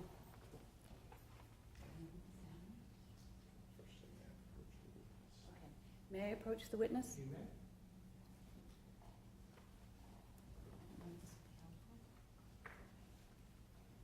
This is incident rates of cancer, and the highest is in Plymouth County. But where's the rates?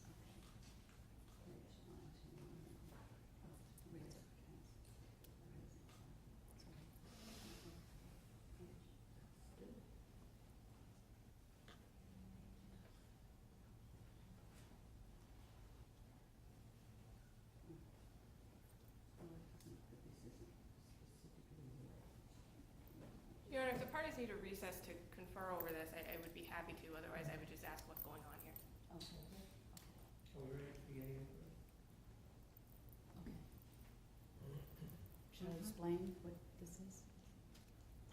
When we get to a point, we can start Okay. asking questions. Maybe I should just ask.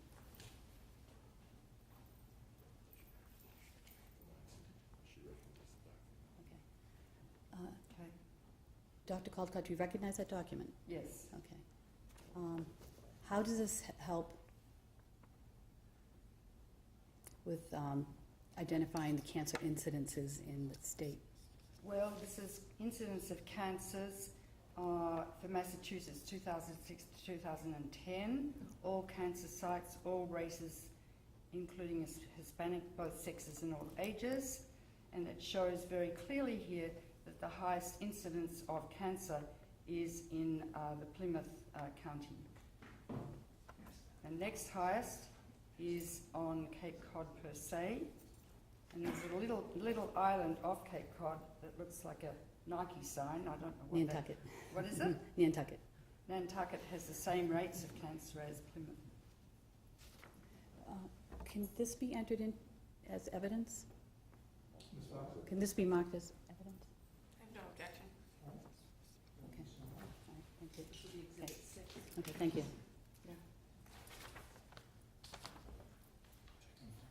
No further questions. Scarlett, anything further? Nothing further.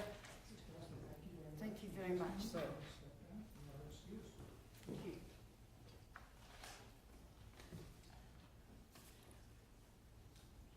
Ms. Turco, any further evidence? No. Mr. Todd? No, the defense rests, Your Honor. Ms. Fowler, anything in rebuttal?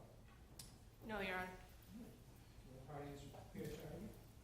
I would ask the court to grant us a brief morning recess and have closing arguments thereafter. We will come back at 11 o'clock to hear closing arguments. Thank you, sir. Rise, please. Court's going to be in recess.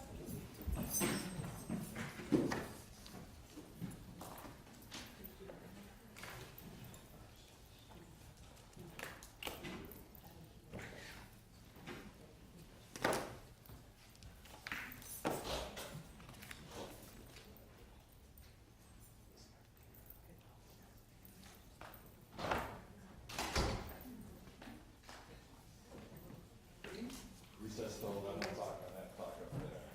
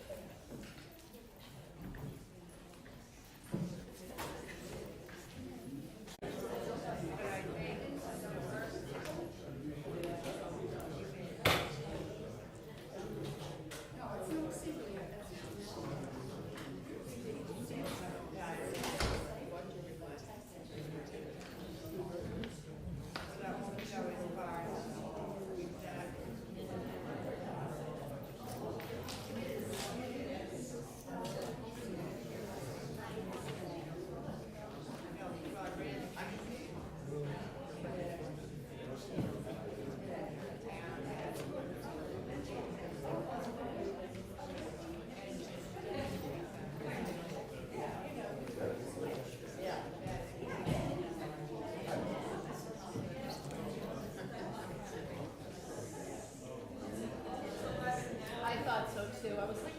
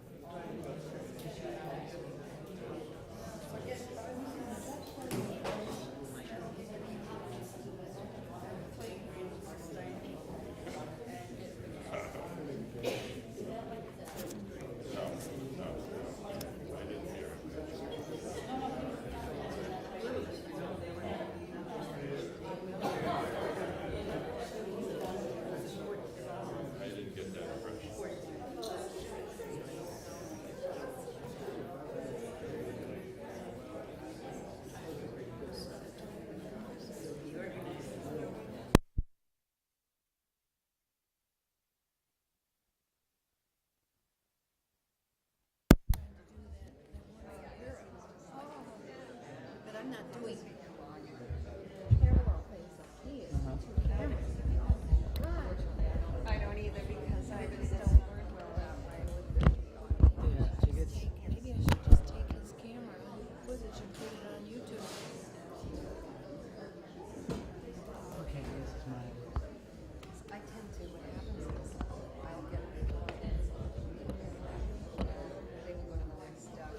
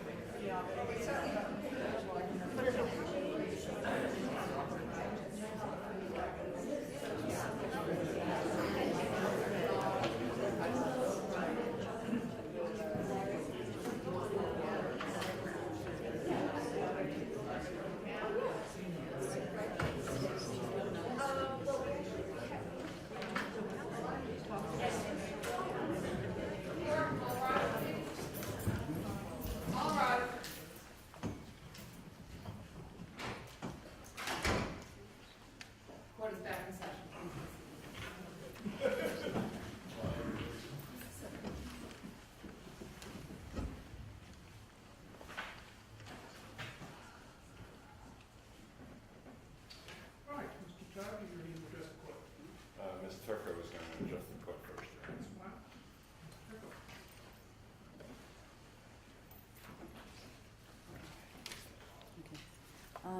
May it please the court, I want to thank you for your time and your consideration in hearing our case.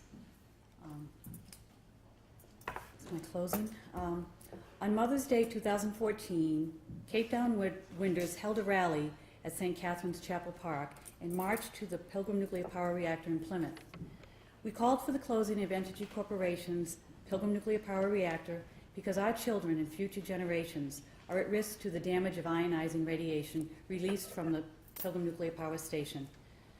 The Mother's Day proclamation written and read by Grandmother Sarah Thatcher that day is as follows. This Mother's Day action is an expression of our rage against a polluting nuclear reactor and our love for all children.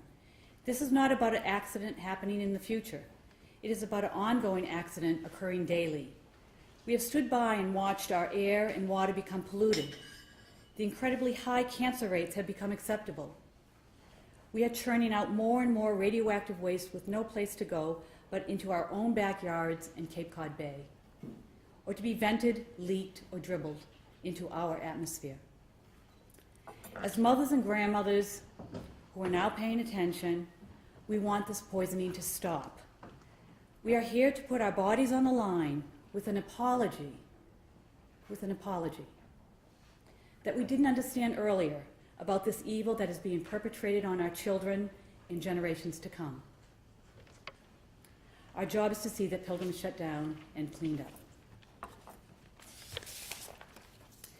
As grandmothers, looking back 2 generations, myself and Mary, and 3 generations, Sarah and Susan, we have a joyful and solemn responsibility to make sure our children are safe. With the tragic lessons learned from Fukushima mothers, we will protect our children. We will act on a moral imperative with civic responsibility. The ongoing operation of the Pilgrim nuclear power reactor in Plymouth is a crime beyond what we 4 grandmothers have been charged with, damaging and killing life from exposure to ionizing radiation and the imminent threat of a catastrophe accident that is already acknowledged to be a viable event is a far greater crime than the gentle affirming actions of 4 loving grandmothers.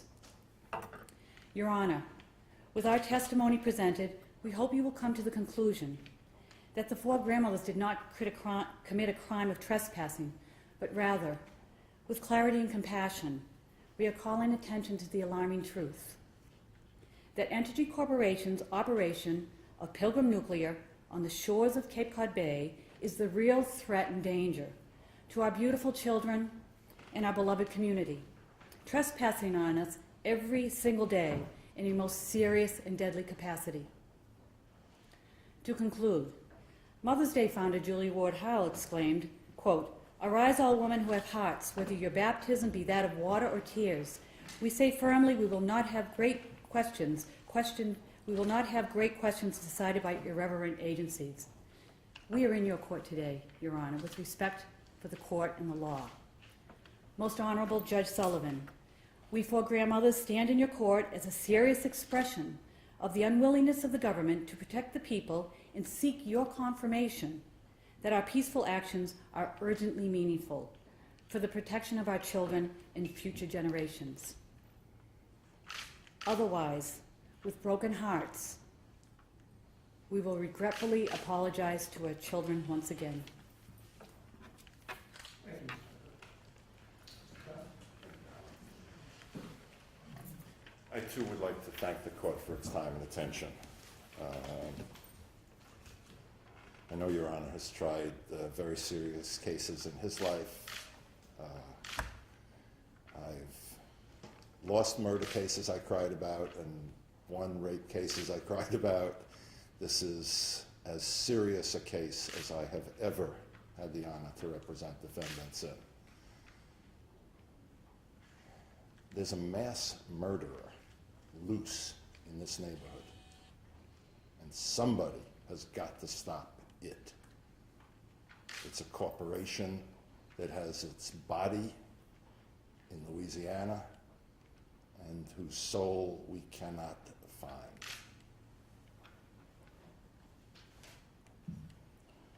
The significance of a case like this cannot be overstated, and it's often small cases, Your Honor, that ultimately have profound results.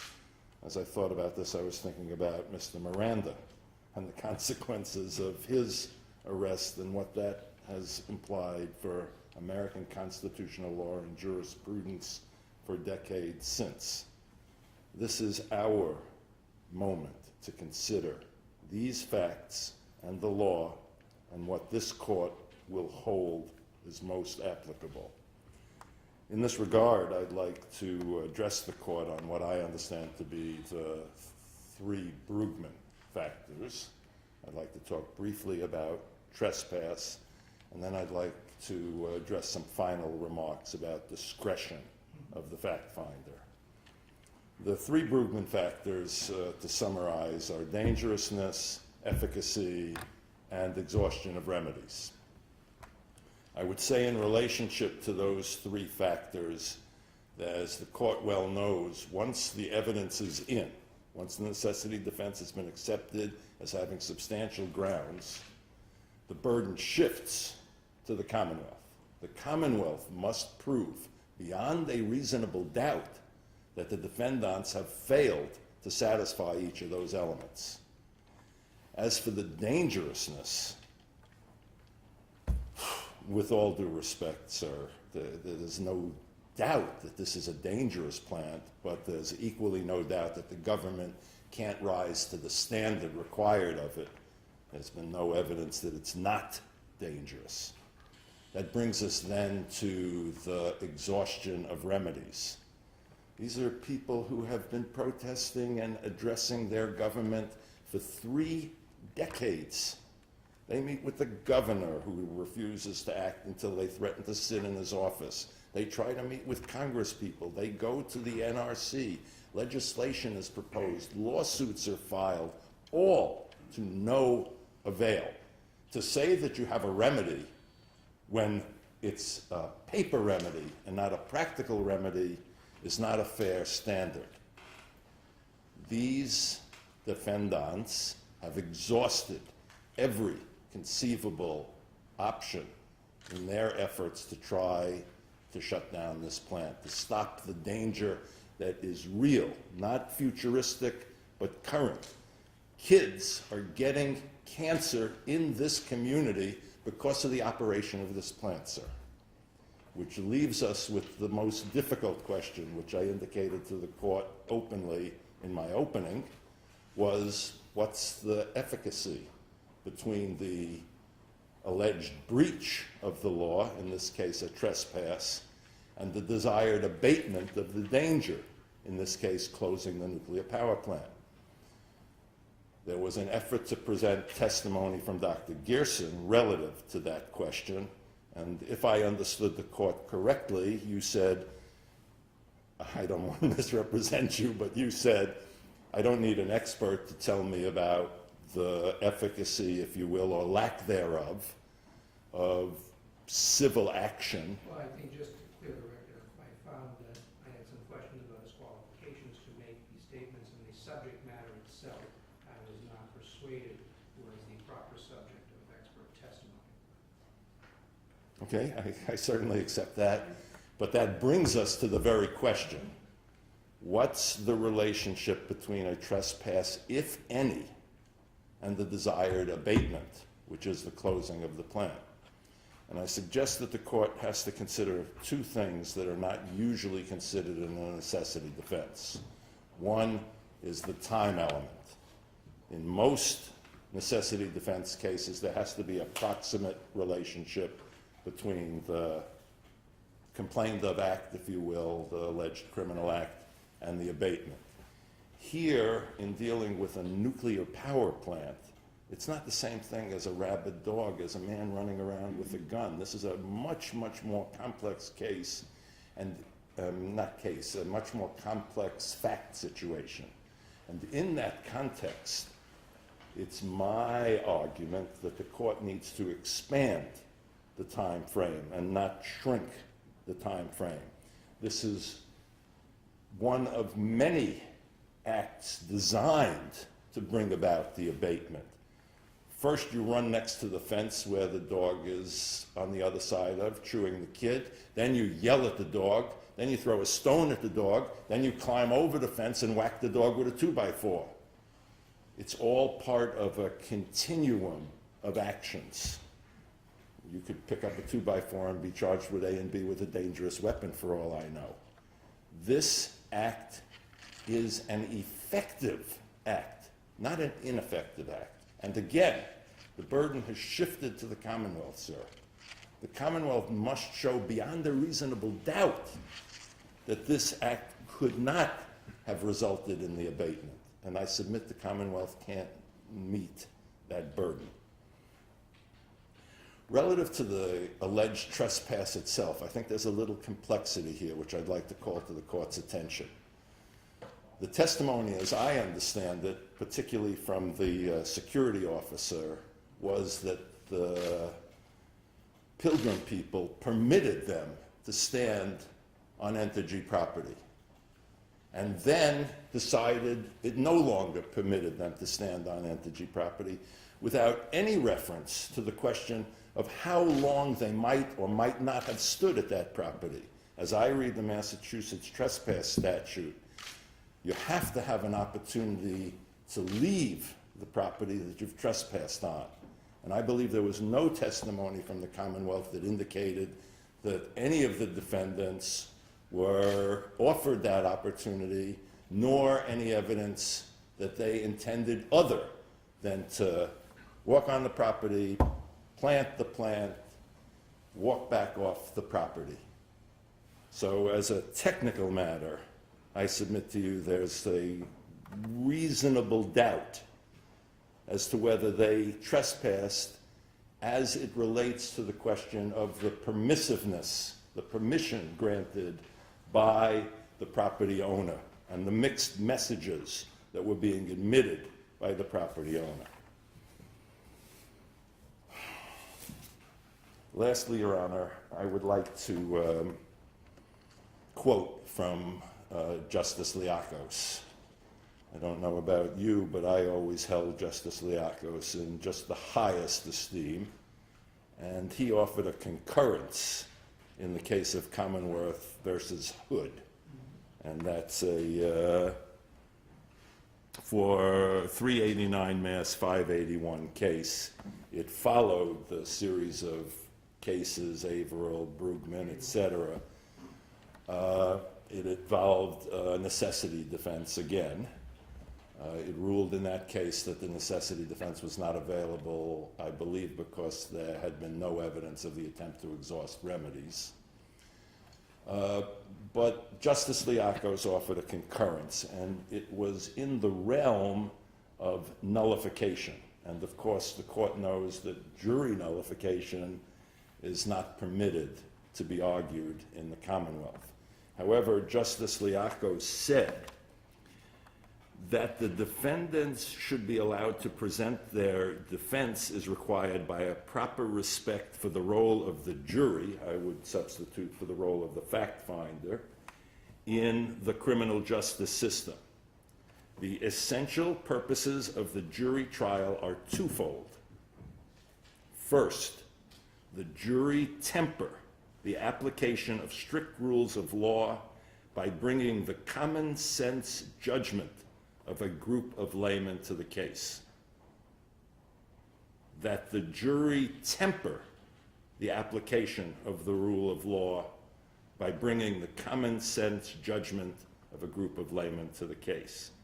And secondly, and I quote, the jury stands as a check on arbitrary enforcement of law, fear of unchecked power, so typical of our state and federal governments in other respects, found expression in the common law in this insistence upon community participation in the determination of guilt or innocence.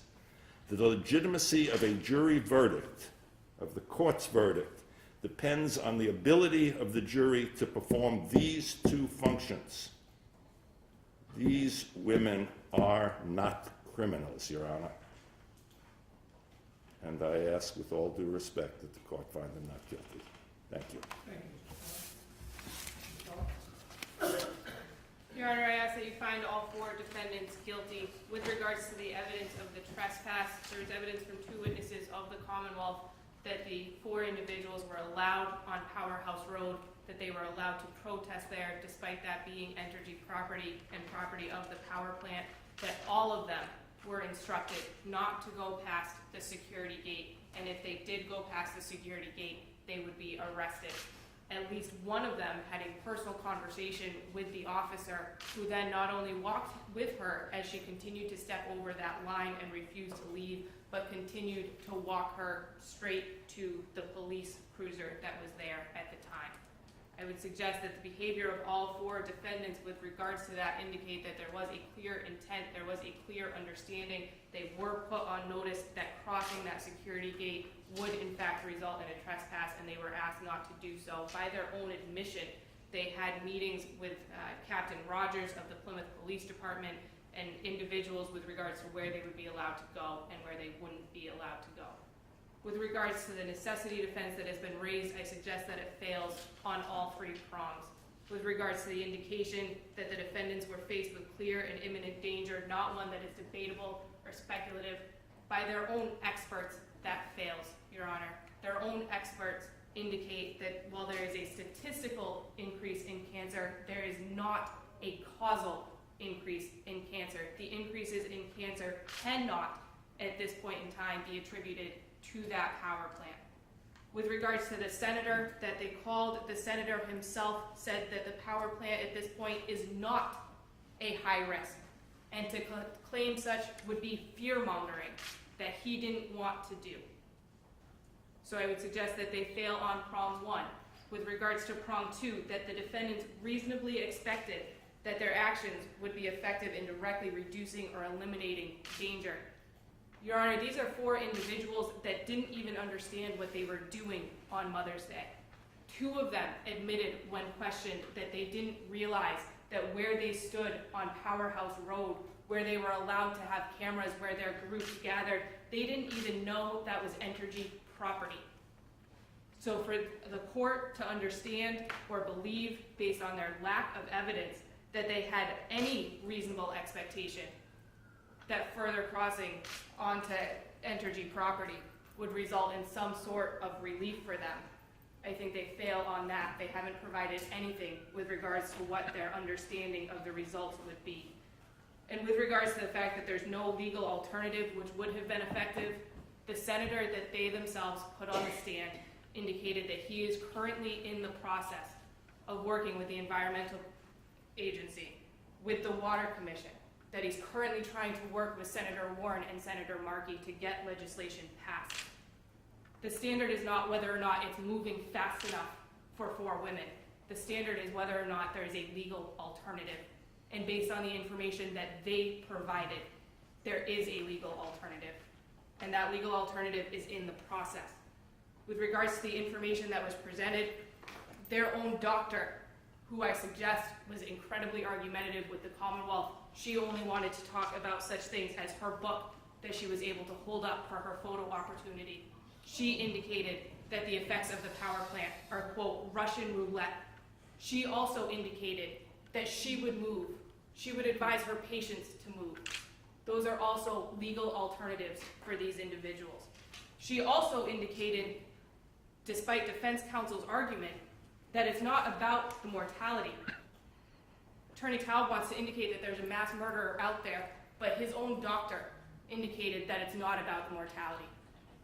In fact, she did her best not to discuss with the Commonwealth the mortality statistics, not to discuss the 85 homicides that happened with people under the age of 24 in the Commonwealth. She didn't want to discuss the 184 unintentional injuries that resulted in death. She didn't even want to discuss those 44 cancer deaths. And why? Because according to her, most childhood cancers are curable. With regards to their other witnesses, Your Honor, again, there's a statistical association, not a causal connection. The indication of the necessity defense that has been raised, I suggest, fails based on the evidence they themselves have presented. And what we are left with is four individuals, one of whom wants to brag at parties that she got arrested because her record was otherwise spotless, and now she gets that attention. Her words, not the words of the Commonwealth. Another one who wants to get everybody, quote, mad as hell about the situation.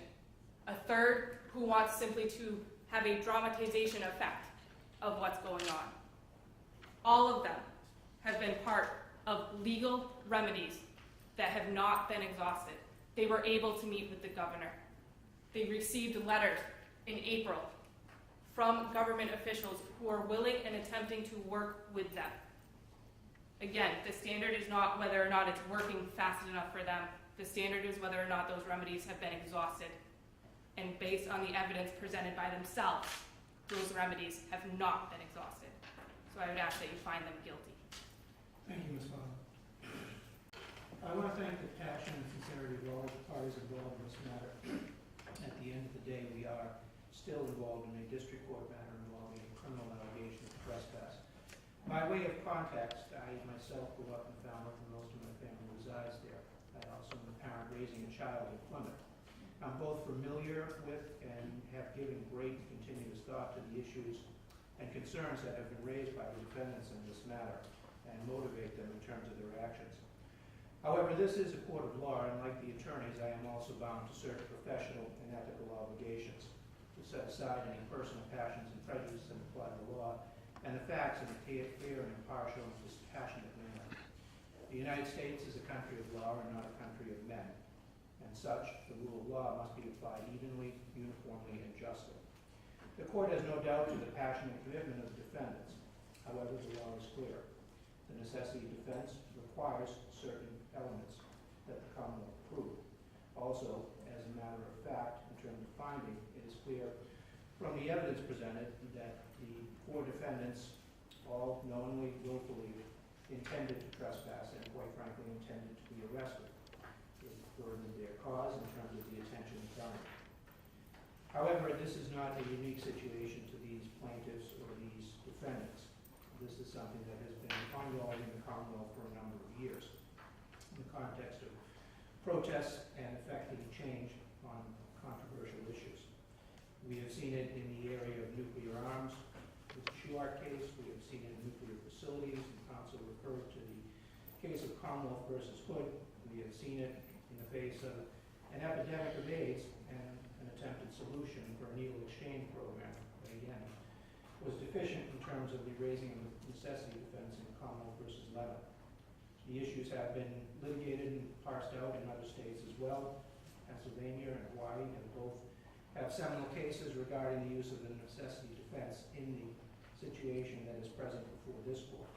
In fact, other members of this group have raised the necessity defense in this particular court and failed. When it comes down to it, the case of Commonwealth versus Abel really sets out what the necessity defense is all about. It is something that deals with obvious and generally recognized harms. As we talked about, the child being mauled by a dog, the burning building, and other types of immediate and recognizable harms.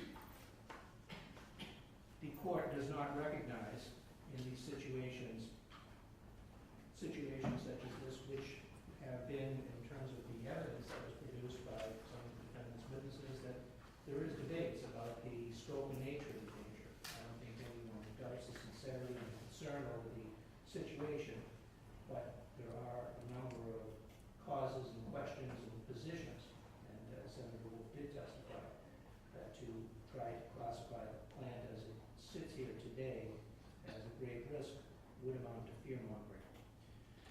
Accordingly, the dangers that are anticipated are not ones that are subject to debate, nor are they ones that are subject to legislative or governmental regulations, which are clearly the case in this case.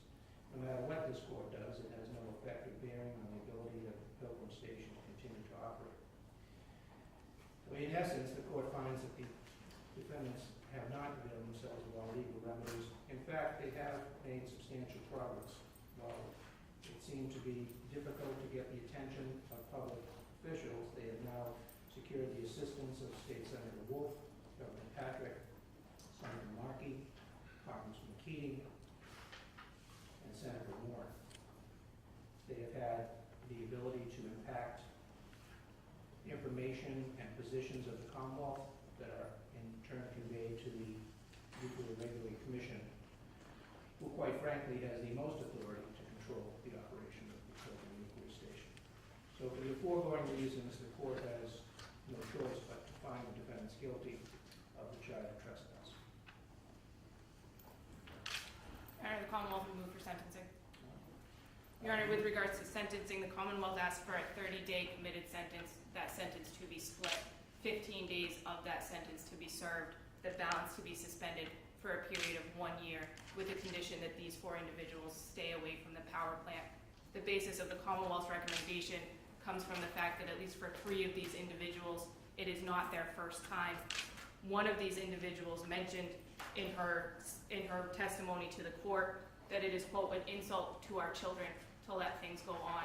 I would suggest, Your Honor, with all due respect to this court, with all due respect to the cause of these women, that what is an insult to our children and to future generations is for 4 individuals to think that it's okay to set an example of law breaking simply because the actions that are being taken are not being moved fast enough for them.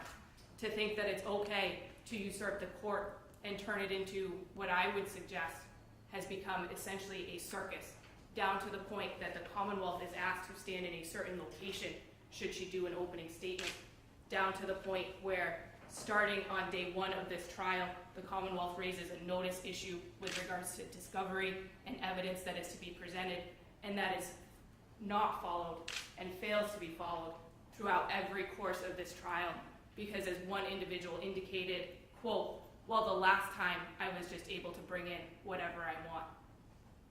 This is a court of law, as all individuals have recognized, and frankly, to use this to simply model books and for photo opportunities, that, I would suggest, is what is disgraceful to our children.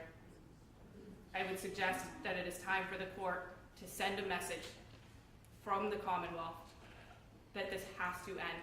There are other avenues, there are better ways for the energy to be spent, and there are better ways for the Commonwealth and the court to be spending their time. So based on that, I would ask for the split sentence, 30 days, 15 of which to be served, the balance to be suspended for 1 year. All right, thank you, Ms. Powell. Can I see your representative defendants? Ms. Turco, would you like to address the court in terms of what a proper sentence should be for you? I'm not sure what you're asking. Essentially, this is your opportunity. You have been convicted. What do you think is a proper sentence?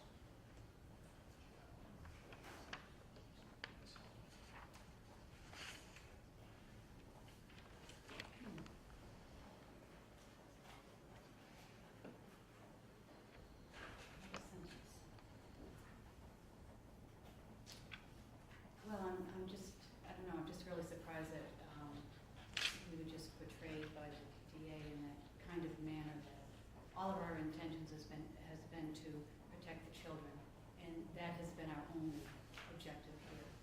And we were looking to the court, we've done the legislative route and the executive route. Some discussion, because I know that other judges have addressed it, and there have been situations, and you've been through one of these trials, and I certainly support your right to voice your opinion and exercise your Fifth Amendment rights, but there are rules, and I think you're aware of them. You're an intelligent woman, and when we do try cases like these, we neglect other places. We have a very active drug court in this case, where we hopefully are trying to save the lives of a number of young people. We have a very active domestic violence program here, where we try to offer protection in a very immediate sense to victims of domestic violence. So when you do take time to try any case, it is at the expense of something else. So I don't quibble with the district attorney, nor do I quibble with your right to exercise your right to have a trial, be charged with a criminal offense. And I thank you. This court has been wonderful. I guess the 15 days, with the, if that's what the DA thinks the punishment should be, and I will accept that. I'm sorry. If I will accept what the DA has as a punishment. So you would endorse the district attorney's recommendation? If that's what the state of Massachusetts recommends for me here, as a grandmother trying to protect her children, I will accept that. Well, this isn't really, I'm not asking you to accept or reject anything, but I'd like your independent thoughts of understanding the fact that you most likely disagree with the court's rulings, but nonetheless, you're standing in a position as being convicted of a crime. What do you think would be a just punishment? It's your opportunity to advocate it. What do you think a just punishment would be for a person similarly situated? I would think a just punishment would be whatever the state determines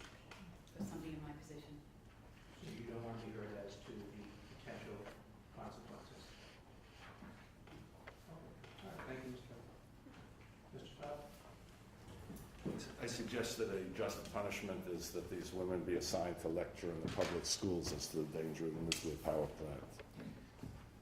In lieu of that, I suggest that a suspended sentence is the most appropriate. I would like to distinguish Ms. Conathan from the other defendants.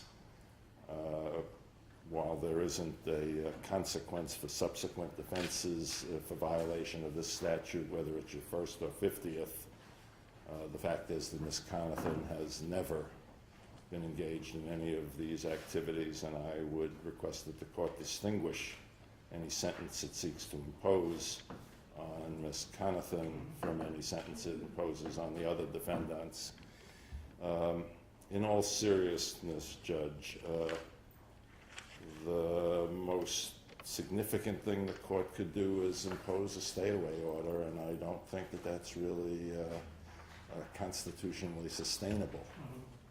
I don't want to infringe on the rights to Exactly. rights to exercise their free speech. I think what they have to say is important. I think it's important that they be given the opportunity and the public be given the same opportunity to consider it. But I think it's equally important that it's done within the confines of the law. Understood.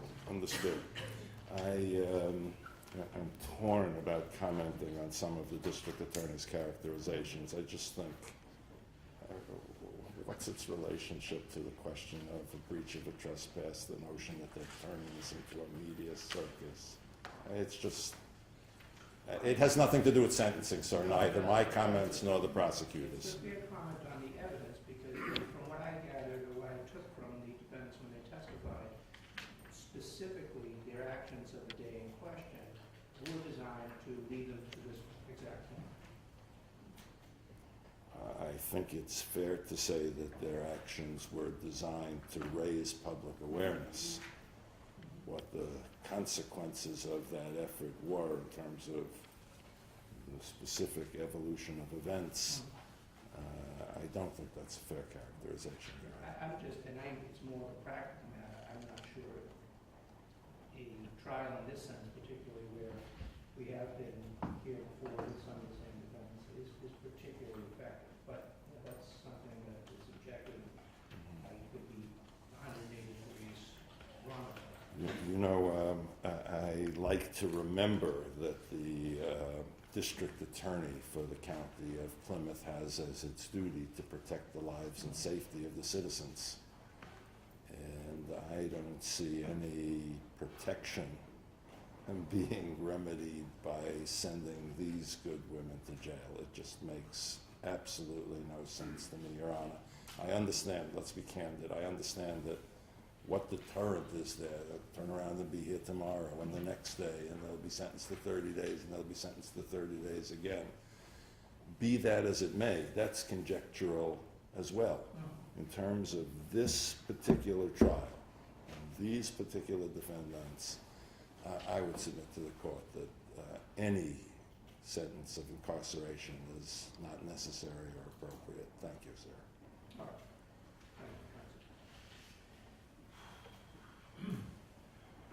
After review of the thoughts of the parties, as well as review of defense records, particularly as it pertains to Ms. Mary Conathan, the court does find that she does stand somewhat separate and apart and has never been before the court before, accordingly making all adjustments for that and accounting for the fact that Ms. Conathan sincerely believed in her efforts of the day. The court will fine her $100.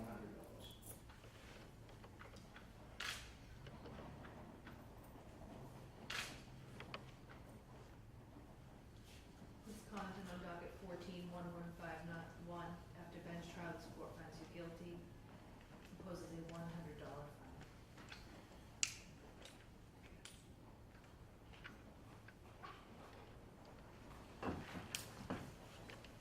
As to the remaining defendants, Diane Turco, Susan Carpenter, and Sarah Thatcher, the court does note that they all have been previously convicted of like offenses in this court.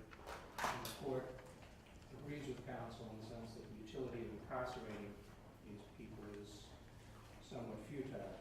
There could be some frustration in terms of abilities to have the defendants express their opinions within the confines of the law.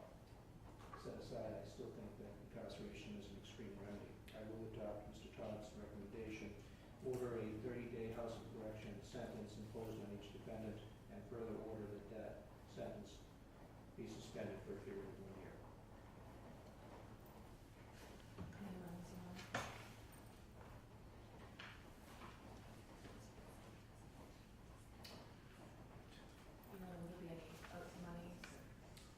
They can witness fee and supervision fees. It will be administrative in nature. Ms. Turco, Ms. Thatcher, and Ms. Carpenter. After bench trial, this court finds you guilty, sentences you to 30 days House of Correction. That sentence suspended for 1 year till October 22nd in the year 2015, assessing a $50 victim witness fee and a $50 per month probation service fee. All three ladies will have to report to probation on the second floor to sign those terms and conditions. Ms. Connaughton, how much time do you need to make the $100 payment? I can do that. You'll need to report to the first floor clerk's office to make that payment. All set. Thank you all.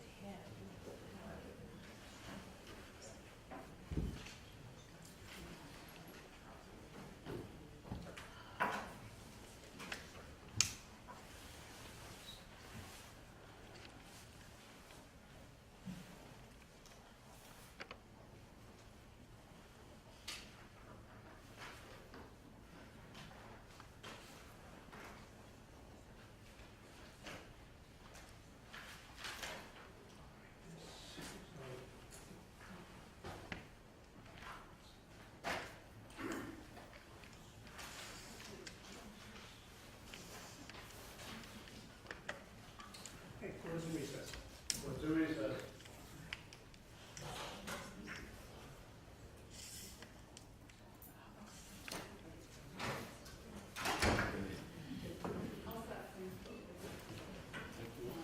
Thank you, sir.